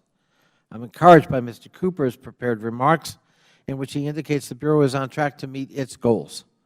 As the Commerce Department CIO, he is accountable for overseeing the Census Enterprise Data Collection and Processing Initiative, which will integrate and standardize systems and data sharing across the Bureau. I want to congratulate him on his efforts to implement the FITARA Act, better known as Conley-ISA, ISA-Conley, which is guiding IT investments with enhanced risk assessments and performance metrics. Commerce has been a leader among Federal agencies for embracing the new IT management model, and I would welcome his insight on how it has helped, or not, improve preparations for the Census. I also look forward to hearing responses from Mr. Cooper and Mr. Thompson, Director of the Census Bureau, to concerns raised by the GAO that the Bureau is not moving quickly enough to achieve certain milestones. For example, GAO has cited gaps in staffing and the deferral of key IT decisions, such as the scope of the IT infrastructure that will be necessary, cybersecurity protocols, and a procurement strategy for the handheld devices. These are important issues that must be resolved soon, as the window of time in which the Bureau has to complete this transformation before end-to-end testing of the system is scheduled to begin in 2018. As Mr. Cooper notes, however, the Bureau has delivered its operational plan 3 years earlier than it did in 2010. And hopefully that allows us time to identify and address gaps or shortfalls well in advance of the deadline. Finally, Mr. Chairman, let me address the elephant in the room, which is the urgency for Congress adequately to fund the Census. Providing robust oversight of its operations and these IT investments is a laudable and necessary goal for us, but it is for naught if the Bureau does not have the resources it needs with which to execute its constitutional duty and what has now become a monumental task given the size of our population and the complexity of our country. The initial budget proposal offered by my friends for fiscal year 2016 would have reduced funding for the Census Bureau by $374 million, almost one-third, compared to the President's request. I'm hopeful that last week's bipartisan budget agreement will allow us to restore those necessary investments. We cannot afford to shortchange an activity so fundamental to our democracy and the sustained well-being of our communities. I look forward to hearing from the panel. Thank you, Mr. Chairman. Thank you, Mr. Conley. The Chair recognizes the Chairman of the Information Technology Subcommittee, the gentleman from Texas, Mr. Hurd. Thank you, Chairman. I'd like to thank the distinguished gentleman from North Carolina and Virginia for holding this important hearing today. Every 10 years, the United States Census Bureau administers a very important survey of the American public. It's vital for many reasons. We'll use the gathered information to ensure the proper distribution of government funds and the proportionate number of representatives in government. But in order to make sure the information collected is as accurate as possible, the Census Bureau must deploy the best possible tactics and plans to collect the data. I want to give credit where credit is due. The Census Bureau is attempting to go to great lengths to drive down their costs, and the results will be significant. This is atypical of the culture in Washington, where agencies always seem to be asking for more tax dollars without producing the results that warrant them. The Census Bureau has accomplished this by utilizing existing information and new technology, something that other federal agencies could learn from. But like many federal agencies, the Census Bureau has serious IT challenges that must be addressed and corrected now. First, while the Bureau has made some significant progress in fully staffing its IT department, a number of key leadership positions remain vacant. These positions need to be filled immediately, and I'm looking forward to this hearing today on how the agency plans to address this. Second, the Census Bureau hasn't addressed all the GAO recommendations on improving its IT systems. We saw what happens when agencies ignore IG reports with the massive data breach at OPM. This is a trend that I continually see as chairman of the Subcommittee on Information Technology, federal agencies ignoring IG and GAO recommendations. It is vital that the Census Bureau take action to address all of the remaining recommendations as soon as possible. Finally, I agree wholeheartedly with the GAO and our witness, Ms. Cha, that the Bureau must begin now to make critical IT decisions. Their deferral of decisions in IT so far has, in my view, increased the overall risk around the 2020 census. I look forward to hearing from all of our witnesses today on specific ways we can successfully utilize technology to complete an accurate and cost-effective census in 2020. I yield back. I thank the gentleman. The Chair now recognizes Ms. Kelly, the ranking member of the Subcommittee on Information Technology, for her opening statement. Thank you, Mr. Chair. Good afternoon. Mr. Chairman, thank you for holding this important hearing. I would also like to extend my thanks to the witnesses here today. The purpose of this hearing, oversight hearing, is to determine if the Census Bureau's plans for 2020 census is sufficient to ensure a complete and accurate count of the nation's population. Getting an accurate count is important. Numerous key decisions are based on data collected from the decennial census. Census data is integral in determining the equitable distribution of federal funds, enforcing civil and voting